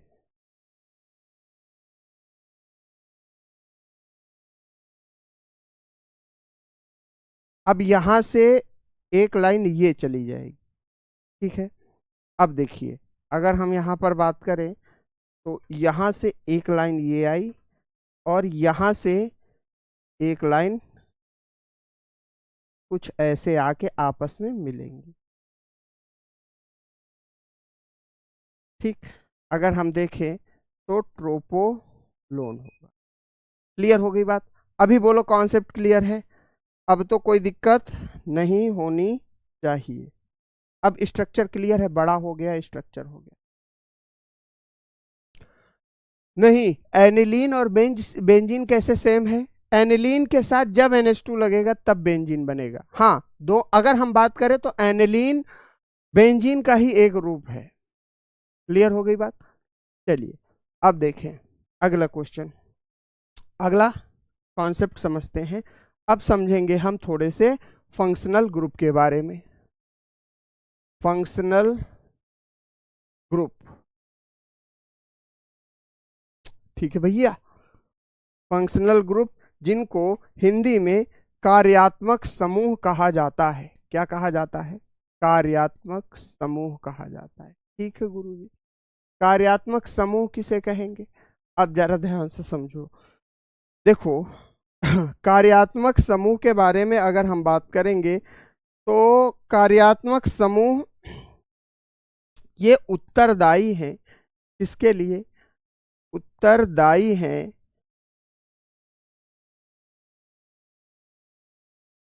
उत्तरदायी हैं किसी भी यौगिक के, किसी भी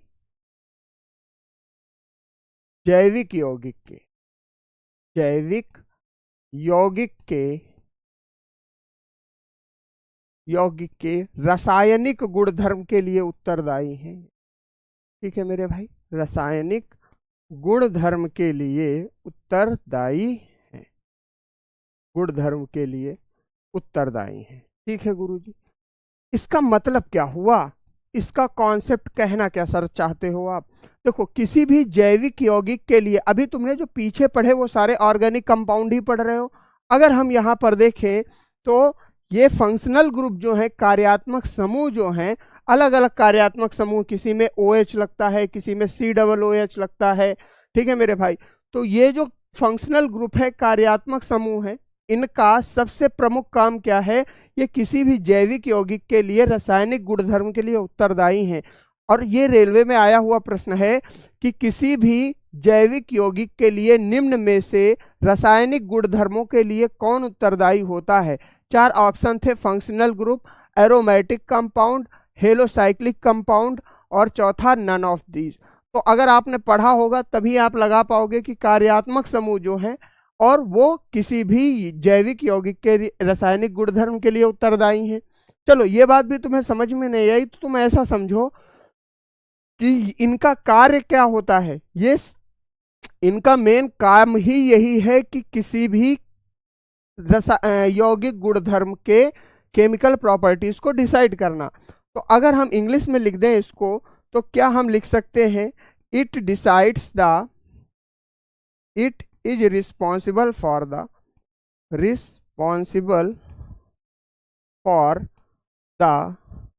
केमिकल प्रॉपर्टीज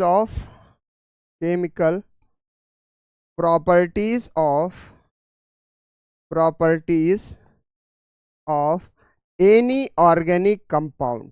ठीक है, कोई समस्या, एनी ऑर्गेनिक कंपाउंड। क्लियर हो गई बात, बोलो ये कॉन्सेप्ट क्लियर हो गया। दीपक सिंह यादव, ये बात मैंने आपको टेलीग्राम पे भी बता दी, मंडे से आपकी बायो की क्लास होगी। ठीक है मेरे मित्र, यहां तक क्लियर हो गया, कॉन्सेप्ट क्लियर है। ठीक, चलिए अब अगर हम देखें तो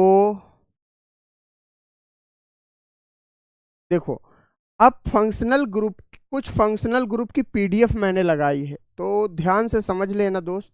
कुछ फंक्शनल ग्रुप की PDF मैंने लगाई है। देखो, अगर हम बात करें तो एल्केन्स का फॉर्मूला ये होता है, कार्बन कार्बन सिंगल बॉन्ड से अटैच होगा और इसमें हाइड्रोजन बंध जुड़े होंगे। ठीक, अच्छा, इसके साथ में प्रीफिक्स क्या यूज होगा, एल्काइल यानी कि R, और सफिक्स क्या होगा, N।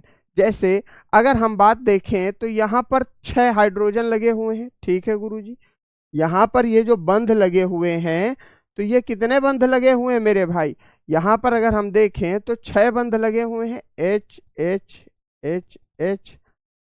ठीक, यानी कि अगर हम इस पूरे सूत्र को देखें तो ये क्या है मेरे भाई, C2H6 का फॉर्मूला है, कोई दिक्कत नहीं है।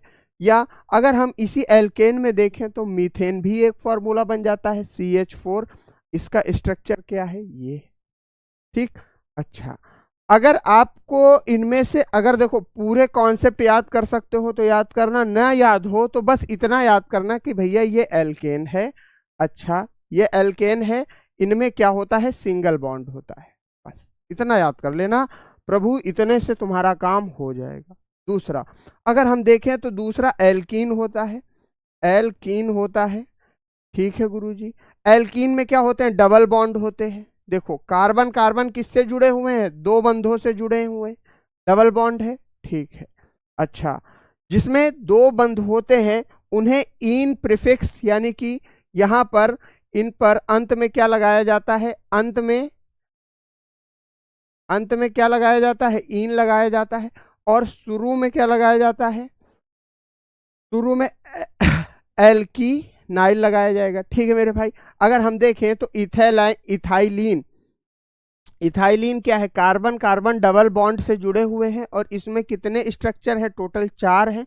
यानी कि इसका फॉर्मूला अगर हम देखेंगे तो C2H4 हो जाएगा कि नहीं होगा यार। ठीक है भाई, C2H4 हो जाएगा ना, कार्बन कार्बन डबल बॉन्ड से जुड़े हुए हैं और 4 हाइड्रोजन इसमें लगे हुए हैं।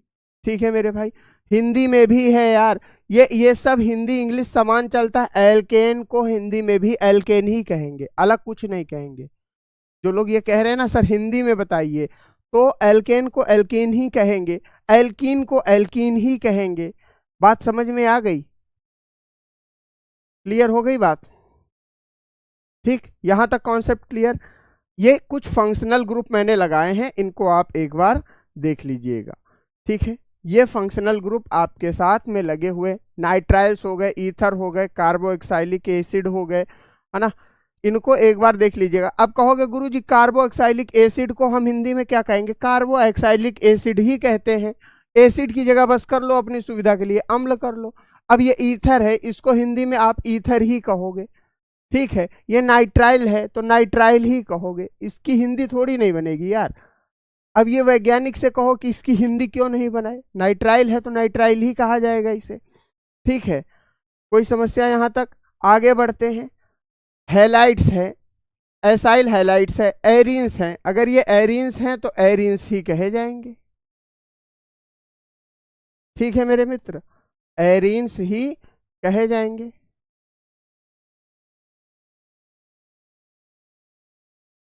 एरीन्स कह लो, तुम अपनी संतुष्टि के लिए हिंदी में लिख लो। ये अल्कोहल है तो अल्कोहल ही कहे जाएंगे, अल्कोहल ही कहा जाएगा इसको।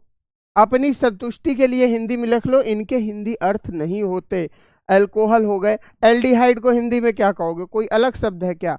एल्डिहाइड को एल्डिहाइड ही कहोगे, ठीक है ना। ये कुछ फंक्शनल ग्रुप हैं। अब इसका स्ट्रक्चर ये है बेंजीन का। क्लोरोपेंटेन का फॉर्मूला ये है CH3CH2Cl, और इथेनॉल का C2H5OH होता है, ठीक। कोई दिक्कत? ये कौन सा फंक्शनल ग्रुप है? कार्यात्मक ग्रुप है। अब ये कार्यात्मक ग्रुप है, ये फंक्शनल ग्रुप है। बस तुमको इतना याद रखना है कि एल्डिहाइड है तो इसमें कौन सा लगेगा? CHO लगेगा। अल्कोहल है तो क्या लगेगा? OH लगेगा, ठीक है। अगर हम पीछे वाले कॉन्सेप्ट में देखें तो ईस्टर है, ईस्टर के साथ क्या लगेगा? -COOR लगेगा, ठीक है मेरे भाई। अगर ईथर है तो ईथर के साथ क्या लग जाएगा? कार्यात्मक समूह ROR लगेगा। और इन्हीं कार्यात्मक समूह के बारे में, इन्हीं कार्यात्मक समूह की वजह से क्या होता है मेरे मित्र? किसी भी यौगिक, जैविक यौगिक के रासायनिक गुणधर्मों का निर्धारण होता है,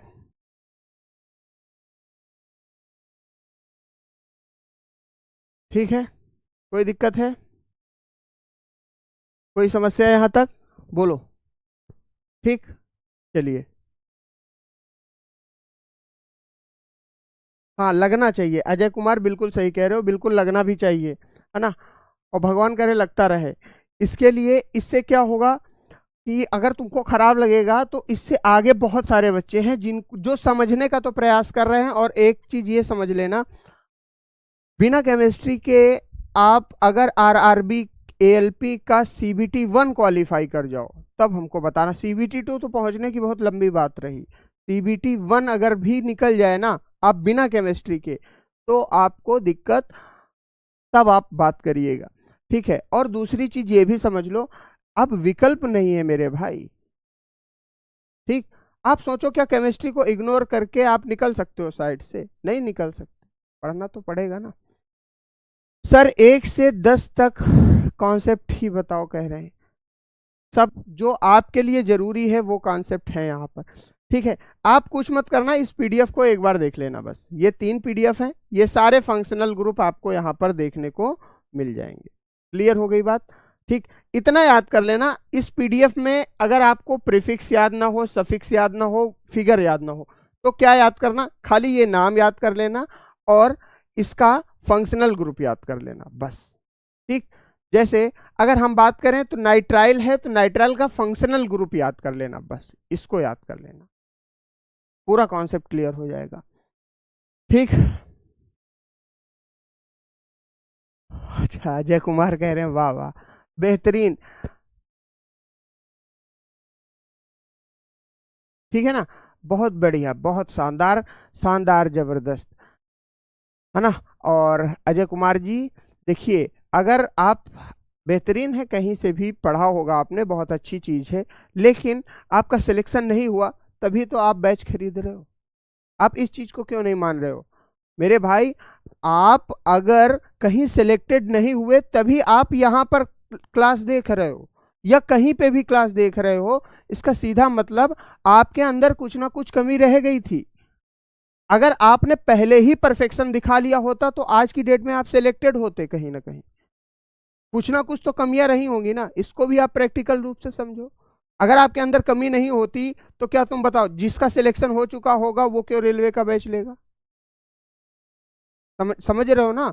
यानी कि आपका सिलेक्शन नहीं हुआ और आप इस बात को मानते हो कि आपके अंदर परफेक्ट नहीं है, परफेक्शन नहीं है, तभी तो आप पढ़ रहे हो। अगर आपको लगता कि नहीं हमारा तो सब तैयार है, तो आप बैच क्यों लेते? नहीं लेते। इस चीज को समझो, और जब इस चीज को वास्तविकता के साथ समझोगे तभी जीवन में कुछ आगे कर पाओगे। किसी चीज को इग्नोर करके तुम आगे नहीं बढ़ सकते, क्योंकि तुम्हारे लिए केमिस्ट्री कठिन है, लेकिन हजार और बच्चे जो हैं उनके लिए तो केमिस्ट्री आसान है, उनको तो समझ में आ रही है। और मैं बार बार यही बात कहता हूं कि दिक्कत इस बात से है ही नहीं कि तुम्हें समझ में नहीं आ रही है, दिक्कत इस बात से है कि और बच्चों को समझ में आ रहा है और वो तुमसे आगे निकल रहे हैं। बात समझ में आई? और बच्चों को जिनको समझ में आ रहा है, तुमको असली दिक्कत तो वो देंगे जब वो कॉन्सेप्ट क्लियर करेंगे पेपर में। ठीक है मेरे भाई, चलिए आगे बढ़ते हैं। उम्मीद करता हूं आप समझ गए होंगे, इससे ज्यादा समझाने का समय भी नहीं है मेरे पास। ठीक है, ये हो गई फंक्शनल ग्रुप की बात। अब हम बात करते हैं होमोलोगस सीरीज। अच्छा, एक चीज ये लिख लो, carbon form series. Carbon forms series. Carbon क्या करता है? श्रृंखला बनाता है। कार्बन क्या करता है बाबूजी? कार्बन श्रृंखला बनाता है। कार्बन क्या करता है मेरे भाई? श्रृंखला बनाता है। ठीक है गुरुजी, बहुत ध्यान से समझो। अच्छा, तो पहली श्रृंखला कौन सी होगी मेरे मित्र? पहली श्रृंखला होगी होमोलॉगस सीरीज। क्या होगी? Homologous series. ठीक है गुरुजी, यानी कि इसे हम क्या कहेंगे? सजातीय श्रृंखला कहेंगे। सजातीय श्रृंखला कहेंगे। अच्छा गुरुजी, क्या होती है सजातीय श्रृंखला? हमको एक बात बताओ, सजातीय श्रृंखला होती क्या है? अगर हम बात करें तो ऐसी कोई भी श्रृंखला जिसका कार्बन निर्माण करता है और उसमें एक समान रूप से एक ही कार्यात्मक समूह यानी कि फंक्शनल ग्रुप लगता है, एक ही फंक्शनल ग्रुप लगेगा, उसे हम क्या कहेंगे? सजातीय सजातीय श्रृंखला कहेंगे। सजातीय श्रृंखला किसे कहेंगे? कार्बन के कुछ ऐसे यौगिक जिसमें केवल एक ही फंक्शनल ग्रुप लगता है, उसे हम क्या कहेंगे? सजातीय श्रृंखला कहेंगे। ठीक है मेरे भाई, तो अगर हम देखें कार्बन के ऐसे यौगिक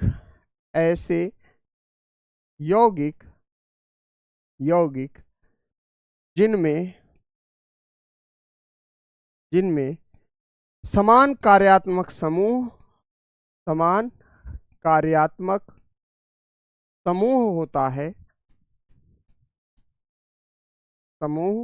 होता है, उसे क्या कहेंगे?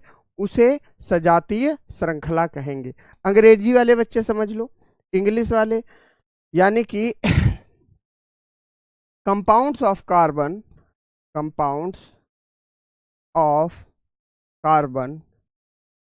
which have same functional group। ठीक है भैया, सेम फंक्शनल ग्रुप। ठीक है दोस्त। अच्छा, उदाहरण के तौर पर अगर हम बात करें तो उदाहरण के तौर पर हम लिख लेते हैं C2H6। ठीक है गुरुजी, C3H8। अच्छा, C2H6 को हम कहेंगे क्या मेरे भाई? इसको कहेंगे ईथेन। ठीक, दूसरा C3H8 को हम क्या कहेंगे? प्रोपेन कहेंगे। ठीक है गुरुजी, कोई समस्या नहीं। ठीक, अगला अगर हम देखें तो ब्यूटेन यानी कि C4H10, यानी कि इसको हम क्या कहेंगे? ब्यूटेन कहेंगे। ठीक है सर। ठीक, अच्छा अगर हम बात करें तो पेंटेन के बारे में क्या बनाओगे मेरे मित्र? बताओ। अगर हम बात करें तो पेंटेन बन जाएगा C5H12। क्यों बन जाएगा गुरुजी? हम नहीं मानते। अब देखो, तुम यहां पर देख रहे होगे इथेन, प्रोपेन, ब्यूटेन। अच्छा, इथेन से पहले क्या आएगा? मीथेन आएगा सर, बिल्कुल आएगा। CH4 मीथेन आएगा कि नहीं आएगा? जी सर, मीथेन आएगा। अब देखो यहां पर अंतर क्या हो रहा है? यहां पर आपने अगर थोड़ा सा रीजनिंग का कॉन्सेप्ट लगाना यहां पर, कि कार्बन एक एक बढ़ रहा है। पहले एक कार्बन था सिंगल, एक कार्बन था, फिर 2 कार्बन हुए, फिर 3 कार्बन हुए, फिर 4 कार्बन हुए। हाइड्रोजन कितने बढ़ रहे हैं भैया? हाइड्रोजन कितने बढ़ रहे हैं? पहले 4 हाइड्रोजन थे, फिर 6 हुए, फिर 8 हुए, फिर 10 हुए। यानी कि अगर हम देखें तो 1 कार्बन बढ़ रहा है प्रत्येक में, और 1 क्या बन रहा है? हाइड्रोजन बढ़ रहा है। यही तो हो रहा है, ध्यान से देखो। 1 कार्बन बढ़ रहा है और 1 क्या बढ़ रहा है? हाइड्रोजन बढ़ रहा है। ठीक है मेरे भाई, 1 कार्बन बढ़ रहा है, मीथेन में 1 कार्बन, इथेन में दूसरा 2 कार्बन, प्रोपेन में 3 कार्बन, ब्यूटेन में 4 कार्बन। और अगर हम हाइड्रोजन की बात करें तो मीथेन में 4 हाइड्रोजन, फिर इसमें 6 यानी कि 2 की बढ़ोतरी हुई इथेन में, फिर प्रोपेन में 8 यानी कि फिर 2 की बढ़ोतरी हुई, ब्यूटेन में 10 हो गए। तो पेंटेन अगर लिखोगे तो क्या हो जाएगा? C5H12 हो जाएगा। क्लियर हो गई बात? बोलो, यहां तक कॉन्सेप्ट समझ में आया कि नहीं आया? अगर समझ में आ गया तो एक बार जय हिंद लिखो भाई, एक बार यस कमेंट करो अगर समझ में आ गया तो। ठीक है, क्लियर होगा? हाँ आएगा भैया, CBT 2 के पेपर 1 में आएगी केमिस्ट्री, परेशान मत हो कि CBT 2 में नहीं आएगी, आएगी। ठीक, और पेपर 2 में मैथ और फिजिक्स आएगी स्पेशल। ठीक है ना? हाँ, हाइड्रोजन 2 बढ़ रहे हैं और कार्बन 1 बढ़ रहा है। ठीक, ऐसी श्रृंखला को क्या कहेंगे हम? सजातीय श्रृंखला कहेंगे। बोलो, कोई समस्या है यहां तक? किसी को कोई दिक्कत, कोई परेशानी? बोलो, क्लियर है भाई?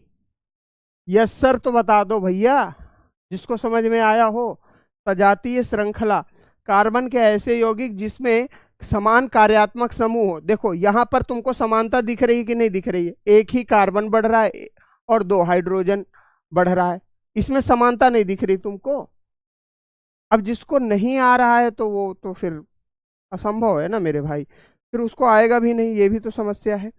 दूसरी, अगर हम बात करें आइसोमेरिज्म के बारे में, अब हम बात किसके बारे में करेंगे? आइसोमेरिज्म के बारे में। हेडिंग लगा लो, आइसोमेरिज्म। ठीक है, आइसोमेरिज्म यानी कि इसको हिंदी में समवयवीयता कहते हैं। क्या होती है समवयवीयता? समवयवीयता का कॉन्सेप्ट क्या है?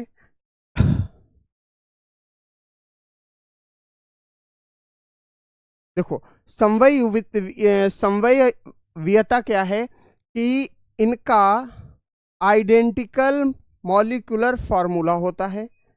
आइडेंटिकल मॉलिक्यूलर फॉर्मूला होता है। ठीक है गुरुजी, फॉर्मूला होता है। अच्छा, लेकिन but configuration is different. Configuration configuration is different. अच्छा, क्या कहेंगे? यानी कि इनके आणविक जो फॉर्मूले होते हैं, क्या होते हैं मेरे भाई? आणविक फार्मूला क्या होगा? आणविक आणविक सूत्र जो होगा वो समान होगा। अभी देखिएगा, एग्जाम्पल पे ध्यान देना। आणविक सूत्र जो होगा वो क्या होगा? समान होगा गुरुजी, समान होगा, लेकिन लेकिन संरचना अलग होगी। लेकिन क्या होगा भैया? संरचना अलग होगी। संरचना क्या होगी? अलग होगी। ठीक है, कोई समस्या नहीं। उदाहरण के तौर पर अगर मैं देखूं तो ये क्लियर हो गया ना? कहना क्या चाह रहा है कि मॉलिक्यूलर फार्मूला सेम होगा। मॉलिक्यूलर फार्मूला सेम होगा, जैसे मॉलिक्यूलर फार्मूला समान होगा लेकिन संरचना इनकी क्या होगी? अलग होगी। एग्जाम्पल ध्यान से देखना, अभी समझ में आ जाएगा। देखो, अगर हम बात करें तो एक पेंटेन का फॉर्मूला लिखते हैं, CH3 CH2 CH2 CH2 और CH3। ये किसका फॉर्मूला है? ये पेंटेन, एन पेंटेन का फॉर्मूला है। पेंटेन क्या होते हैं गुरुजी? जिनमें 5 कार्बन हो। जिनमें 5 कार्बन हो वो पेंटेन, जिनमें 4 कार्बन हो वो ब्यूटेन, जिनमें 3 कार्बन हो प्रोपेन, जिनमें 2 कार्बन हो ठीक है, यहां तक क्लियर हो गई बात? क्लियर है दोस्त? चलिए देखो, पेंटेन के बारे में अगर हम बात करें तो 1 2 3 4 5, 5 कार्बन है, पेंटेन हो गया। 4 होते ब्यूटेन हो जाता, 3 होते प्रोपेन हो जाता। क्लियर है? अब देखो, अगर हम देखें तो एन पेंटेन हो गया मेरे भाई। ठीक है सर, कोई समस्या नहीं। अच्छा, अब हम देखें तो अगर कार्बन 5 है तो इसका स्ट्रक्चर कुछ ऐसा ही बनना चाहिए, कोई भी यौगिक हो। लेकिन अगर हम बात करें मेरे मित्र, तो अब यहाँ पर हम एक नया स्ट्रक्चर देखेंगे जो कि होगा CH3, CH और CH2 और CH3। ठीक है, और इसका ऊपर लग जाएगा CH3। बोलो, कोई दिक्कत? इसे हम क्या कहेंगे? इसे कहेंगे आइसोपेंटेन। पेंटेन।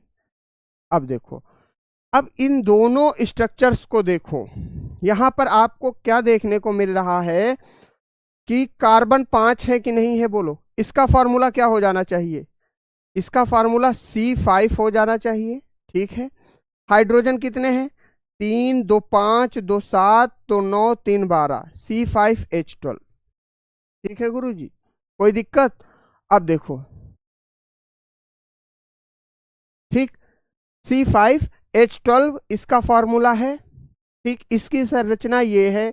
अगर हम आइसोपेंटेन को देखें तो गिनो कितने कार्बन है? 1 2 3 4 5 कार्बन, यानी कि C5 इसका भी लिख सकते हैं स्ट्रक्चर, फॉर्मूला तो सेम है।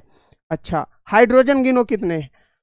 3 1 4 2 6 3 9 3 12। बोलो, दोनों का फॉर्मूला सेम है। एन पेंटेन का भी फॉर्मूला सेम है, आइसोपेंटेन का भी फॉर्मूला सेम है। बात समझ में आई?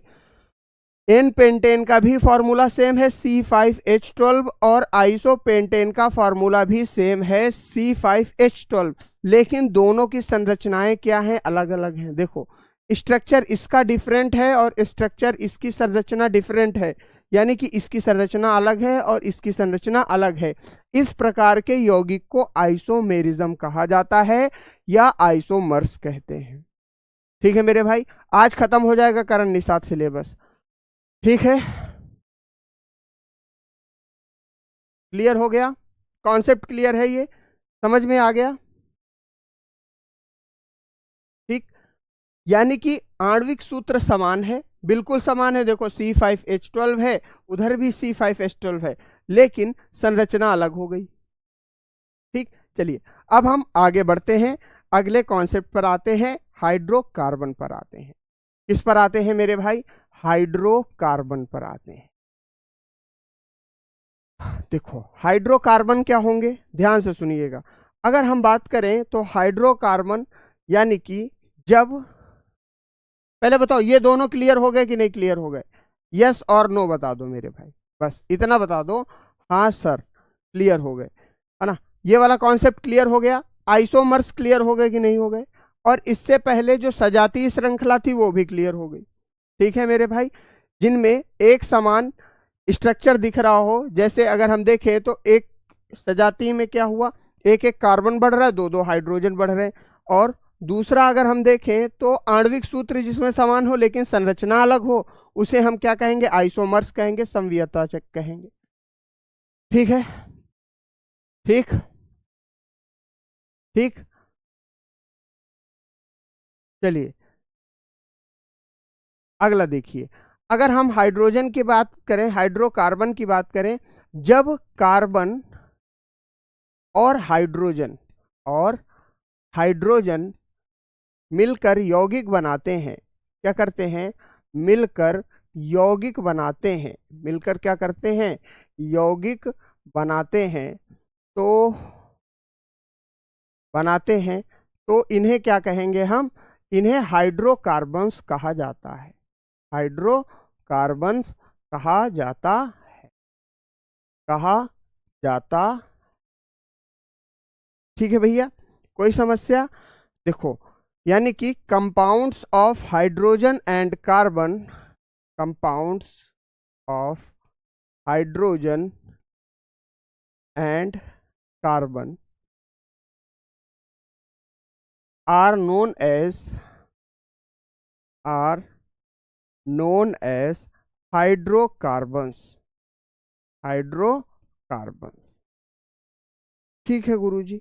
अच्छा, हाइड्रोकार्बन्स, इनके अगर हम बात करें तो इनके दो प्रकार होते हैं मुख्यतः। क्या होंगे? इसके दो प्रकार होंगे, ध्यान से समझिएगा। एक तो हो जाएगा सैचुरेटेड कार्बन, सैचुरेटेड कार्बन, ठीक है गुरुजी, यानी कि हिंदी में इनको संतृप्त यौगिक भी कहते हैं, संतृप्त यौगिक भी कहते हैं, ठीक। अच्छा, दूसरा क्या हो जाएगा मेरे भाई? अनसैचुरेटेड कार्बन, यानी कि असंतृप्त यौगिक, अनसैचुरेटेड कार्बन, कार्बन यानी कि असंतृप्त यौगिक, ठीक है मेरे भाई। कोई समस्या? असंतृप्त यौगिक 2 बजे तक चलेगी, ठीक है मेरे भाई, 1 बजे तक क्लास चलेगी, सॉरी, ठीक। अब संतृप्त और असंतृप्त को देख लेते हैं, ठीक है। अगर हम बात करें तो संतृप्त यौगिक क्या होंगे? संतृप्त यौगिक क्या होंगे? यानी कि सैचुरेटेड कार्बन क्या होंगे? सैचुरेटेड कार्बन क्या होंगे? देखो, अगर हम बात करें तो संतृप्त यौगिक वे यौगिक हैं जिनमें एकल बंध उपस्थित हो, जिनमें कार्बन कार्बन के बीच में एकल बंध हो। क्या हो बाबूजी? एकल बंध हो, ठीक है, यानी कि single bond between carbon carbon, single bond between carbon and carbon, carbon and carbon. Clear हो गई बात? कॉन्सेप्ट क्लियर, ठीक। अगर हम यहां पर बात करें तो एग्जाम्पल ले लो तुम, मीथेन का ले लो CH4, दूसरा इथेन का ले लो C2H6, ठीक है मेरे भाई, एटसेट्रा, ठीक। इन्हें एल्केन भी कहा जाता है, इन्हें एल्केन भी कहा जाता है, एल्केन कहा जाता है, ठीक। अच्छा, इनका अगर हम सूत्र देख लें तो सूत्र क्या हो जाएगा मेरे भाई? सूत्र हो जाएगा CnH2n+2, ठीक है भैया। सूत्र क्या हो जाएगा? CnHr2n+2, ठीक। इनका एक अन्य नाम पैराफिन भी है, इनका अन्य नाम पैराफिन भी है, इनका अन्य नाम पैराफिन भी है, पैराफिन भी है। बोलो, क्लियर हो गया कॉन्सेप्ट? यहां तक आगे बढ़ा जाए दूसरे हाइड्रोकार्बन पर। चलिए, अब हम बात करते हैं थोड़ा सा अच्छा, एक चीज और समझ लो, यहां पर मैंने मीथेन का एग्जाम्पल दिया, और मीथेन को मार्स गैस भी कहा जाता है। क्या कहा जाता है? मार्स गैस भी कहते हैं, ये भी लिख लो, इंपॉर्टेंट है, मार्स गैस भी कहा जाता है। पेपर में पूछा जा सकता है ना मेरे भाई, कहा जाता है यानी कि मार्स गैस, ठीक है। कोई समस्या? आगे बढ़े, चलो अगले कॉन्सेप्ट पर आओ। अब हम बात करेंगे असंतृप्त यौगिक के बारे में, यानी कि अनसैचुरेटेड कंपाउंड। कमेंट दिखाइए प्लीज। अनसैचुरेटेड कंपाउंड यानी कि असंतृप्त यौगिक, असंतृप्त यौगिक, ठीक। अच्छा, अगर हम बात करें तो यहां पर कार्बन कार्बन, कार्बन कार्बन के बीच में डबल बॉन्ड, यानी कि डबल बॉन्ड भी होता है, डबल बॉन्ड, तथा कार्बन कार्बन के बीच में ट्रिपल बॉन्ड, यानी कि ट्रिपल बॉन्ड, 3 बंध भी होते हैं, ठीक है। कोई दिक्कत यहां तक?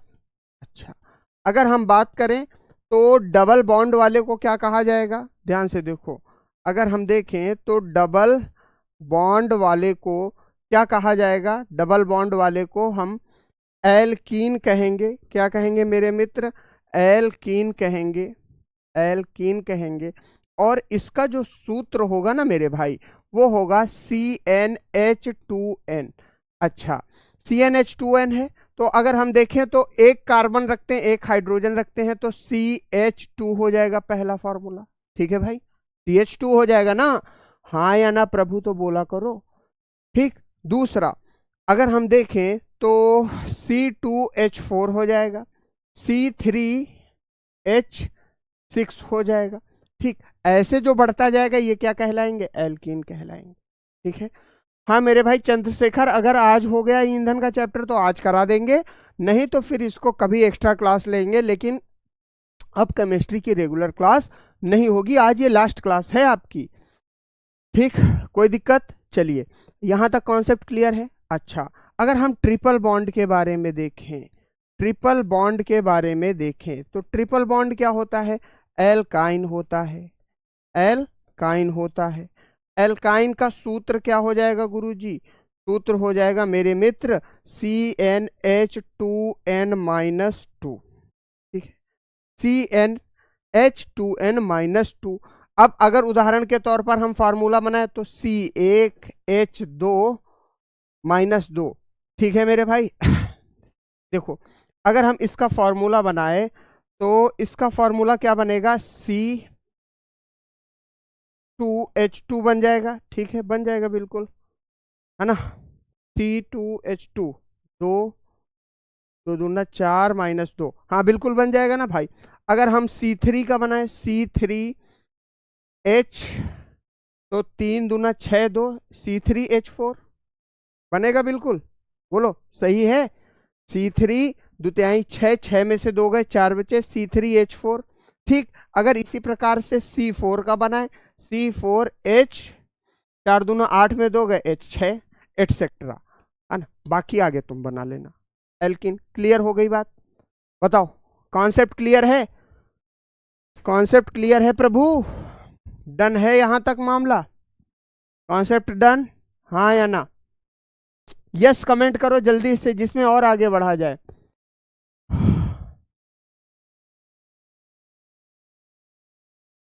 ठीक है अमित कुमार यादव, क्लियर हो गया भाई? हाँ बिल्कुल, 4 दिन ज्यादा ले लो। नहीं भाई, ये आज ही होगा जो होगा। बोलो, यहां तक क्लियर है सभी का मामला? देखो, ये क्लास कठिन है मेरे भाई, इसको एक बार दोबारा रिपीट में देखना। क्लियर है?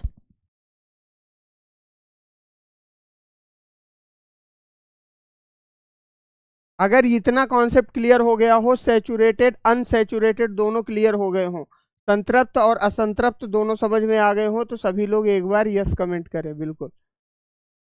ठीक है मेरे भाई, अविनीश, प्रताप, श्याम सुंदर, अतुल पांडे, नागेंद्र, रमेश भाई, अरे राम सिंह राज को नहीं क्लियर है।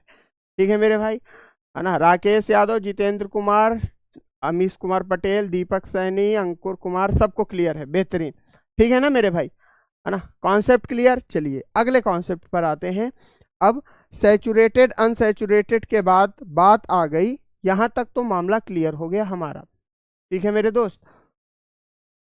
ठीक है, निशा दीक्षित ओके, रोहन ओके।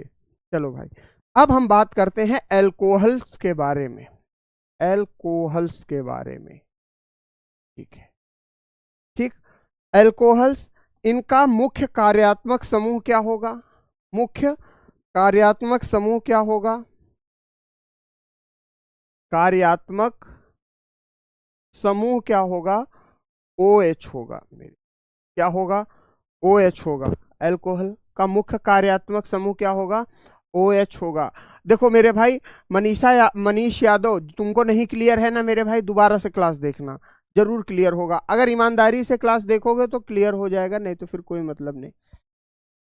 ठीक है, हाँ बहुत होता है वेटेज, अच्छा खासा होता है भैया, वो तो जब एग्जाम देने जाओगे तब वेटेज पता चल जाएगा। कार्यात्मक समूह कितना है? OH होगा, OH होगा इसका कार्यात्मक समूह। अगर हम इसका सूत्र लिखें, यानी कि अच्छा, कार्यात्मक समूह अंग्रेजी वाले समझ लो, फंक्शनल ग्रुप क्या हो जाएगा? फंक्शनल ग्रुप हो जाएगा भाई OH, फंक्शनल ग्रुप OH। ठीक है सर, क्लियर हो गई बात? अच्छा, अगर हम देखें तो दूसरा क्या कह रहा है मेरे भाई, दूसरा कह रहा है कार्यात्मक समूह OH हो गया और सूत्र हमारा क्या हो जाएगा, यानी कि एल्कोहल्स का फार्मूला क्या हो जाएगा, एल्कोहल्स का फार्मूला CnH2n+1OH। भाई OH इसके साथ में लगाना पड़ेगा क्योंकि यही इसका कार्यात्मक समूह है और OH ही निर्धारित करेगा किसी भी कार्बन के यौगिक के रासायनिक गुणधर्म को। क्लियर हो गई बात? ठीक है दोस्त, चलिए अब हम आगे बढ़ते हैं। अब देखो, अगर हम बात करें तो इसके पहले कॉन्सेप्ट को समझते हैं। पहला इसका मिथाइल एल्कोहल हो जाएगा, मिथाइल एल्कोहल। अरे यार क्या हो जाएगा, मिथाइल एल्कोहल। ठीक है मेरे भाई, जिसका फार्मूला होगा CH3OH। कोई समस्या यहाँ तक? ये क्या है मेरे मित्र, ये है इंपॉर्टेंट बताए दे रहा हूं, जो मुख्य हैं, जो पूछे जाते हैं।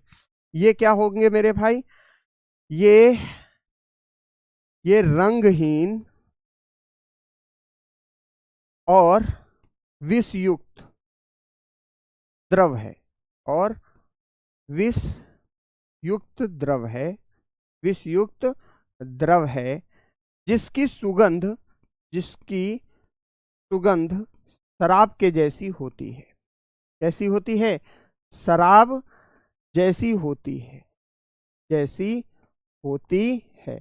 इंपॉर्टेंट जो है वो लिखा रहा हूं मैं, जिनसे क्वेश्चन आया है पेपर में। ठीक है मेरे मित्र, तो देखो, it is colourless poisonous liquid, poisonous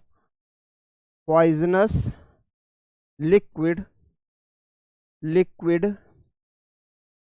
and smells like wine. अब देखो, अगर हम बात करें तो इसकी प्राप्ति कहां से होती है? इसकी प्राप्ति होती है, इसकी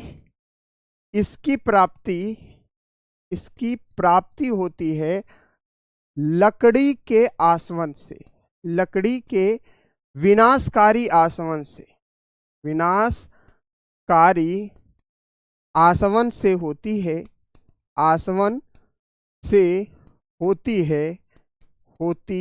है। इसलिए लकड़ी को बहुत बुरी तरीके से जलाया जाता है, पिघलाया जाता है और उससे क्या प्राप्त किया जाता है? Methyl alcohol. और इसलिए इसे क्या कहा जाएगा मेरे मित्र? इसलिए इसे लकड़ी की आत्मा भी कहा जाएगा, लकड़ी की आत्मा कहा जाएगा। ठीक है मेरे भाई, यानी कि अब अंग्रेजी वाले इतना याद रखो, नोन एज वुड स्पिरिट, बस नोन एज वुड स्पिरिट, इसे क्या कहेंगे? Known as wood spirit. ठीक है भैया, कोई दिक्कत यहां तक? एल्कोहल की पहली चीज क्या थी? Methyl alcohol. इसका फार्मूला है CH3OH और इसे क्या कहा जाता है? यह इसकी प्रकृति लकड़ी के विनाशकारी आसवन से होती है, इसलिए इसे लकड़ी की आत्मा भी कहा जाता है, यानी कि नोन एज वुड स्पिरिट, याद रखिएगा। चलिए अब अगला आता है इथाइल एल्कोहल, जो दारू पीते हैं लोग, उसके बारे में भी बात करेंगे। चलिए थोड़ा सा समझते हैं। दूसरा क्या है? इथाइल एल्कोहल, इथाइल एल्कोहल है ना, जो पीते हैं लोग, पेय पदार्थ है ना भाई, ये एल्कोहल। ठीक है मेरे भाई, इसका फार्मूला होता है C2H5OH, यही होता है ना मेरे भाई, C2H5OH होता है। ठीक है, कोई समस्या नहीं।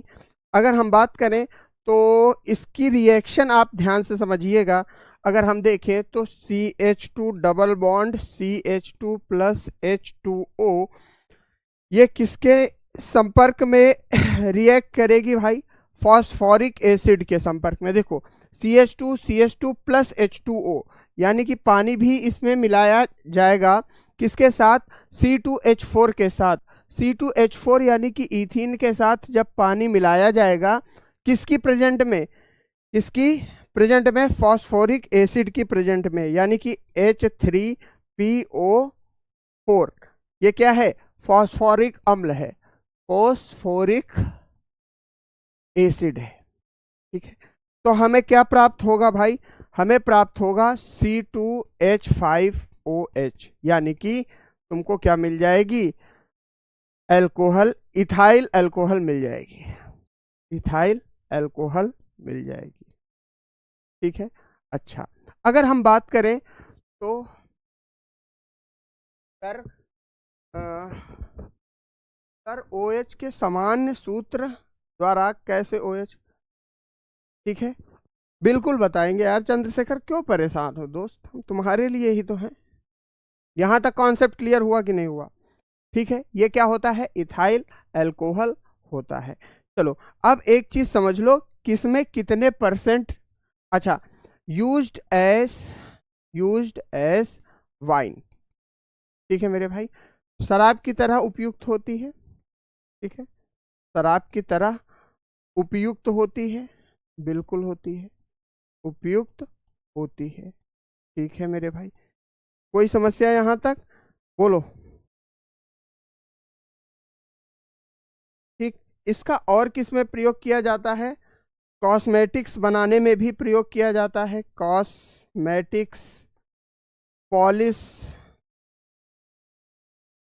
है ना, परफ्यूम बनाने में भी प्रयोग किया जाता है, परफ्यूम बनाने में भी प्रयोग किया जाता है, बनाने में प्रयोग किया जाता है। 1 बजे पॉलिटी क्लास है, फ्री कर दूंगा मेरे भाई, क्यों परेशान हो? प्रयोग किया जाता।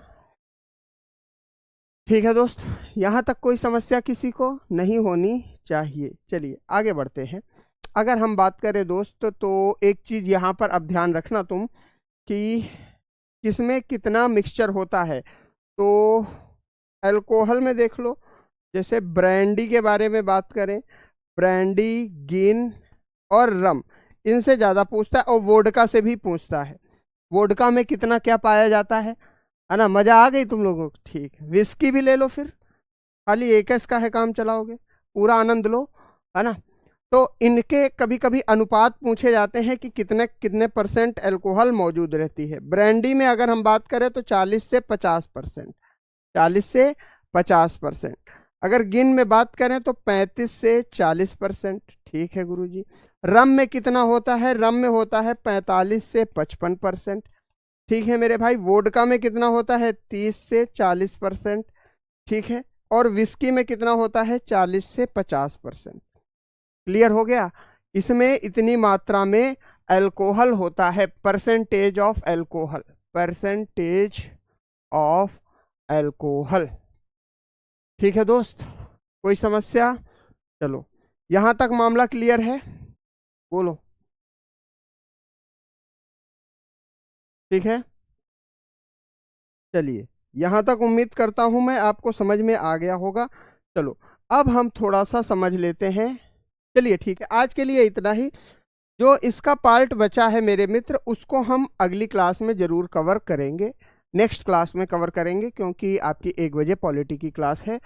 तो आज हम इसका समापन हम कर लेंगे किसी दिन, पार्ट 3 लगा देंगे, किस दिन पार्ट 2 लगा देंगे कार्बन का, संडे को, संडे को लगा देंगे। ठीक है मेरे भाई, संडे को लगा देंगे। लेकिन अब आपकी क्लास नहीं होगी केमिस्ट्री की, ये हुई आज की लास्ट क्लास।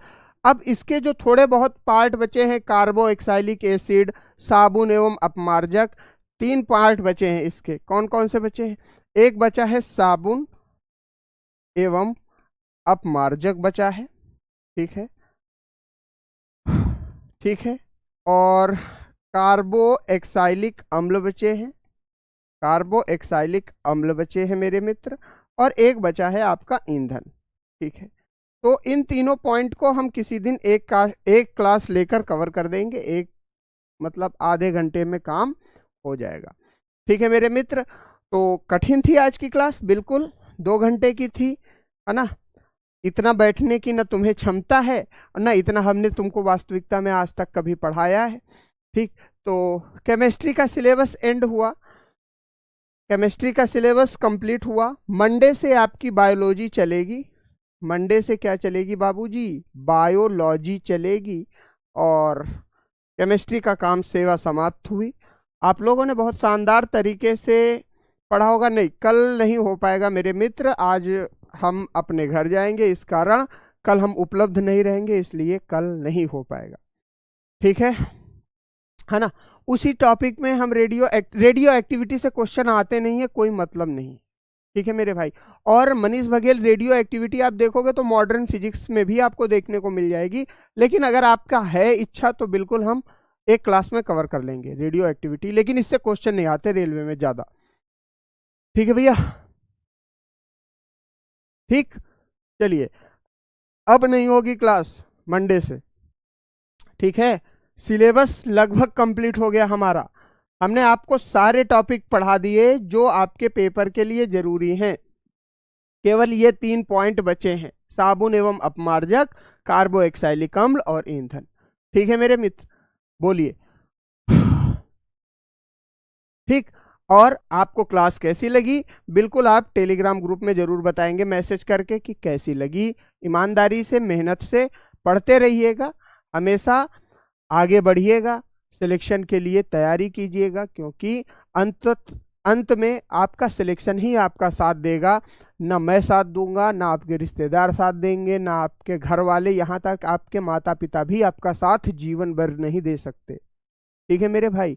अब आज से सिलेबस कंप्लीट, अब तुम हमें नहीं देखोगे। क्यों? देखो, हर एक चीज का समय निश्चित है, और अगर आपने सिलेक्शन पा लिया या कुछ भी अचीव कर लिया तो दुनिया खुद आपसे बॉन्ड बनाएगी, बंध बनाएगी। लेकिन अगर आप किसी लायक नहीं हो, असहाय हो, हेल्पलेस हो, तो आप अकेले ही रहोगे। याद रखिएगा, संघर्ष जो होता है मेरे मित्र, संघर्ष हमेशा अनाथ होता है और सफलता के कई रिश्तेदार होते हैं। तो इसलिए आप अपने आप को सफलता की ओर लेकर जाइए। और जो बच्चे ये कह रहे हैं कि नहीं समझ में आता है, तो बहुत अच्छी बात है, तुम ये निश्चित कर रहे हो बार बार कि तुम समझना नहीं चाहते। और दूसरी चीज, एक चीज ये मान लो, अच्छी चीज है तुम्हें नहीं समझ में आया, मुझे इस बात की खुशी है कि 1000 बच्चों को तो समझ में आ गया ना, और बच्चों को, वो तो आगे बढ़ गए। अगर आपको नहीं समझ में आ रहा है तो आप मेहनत करो दोबारा से, बाकी जैसी आपकी इच्छा। ठीक, कोई दिक्कत? तब तक सभी साथियों को नमस्कार, राम राम, जय हिंद।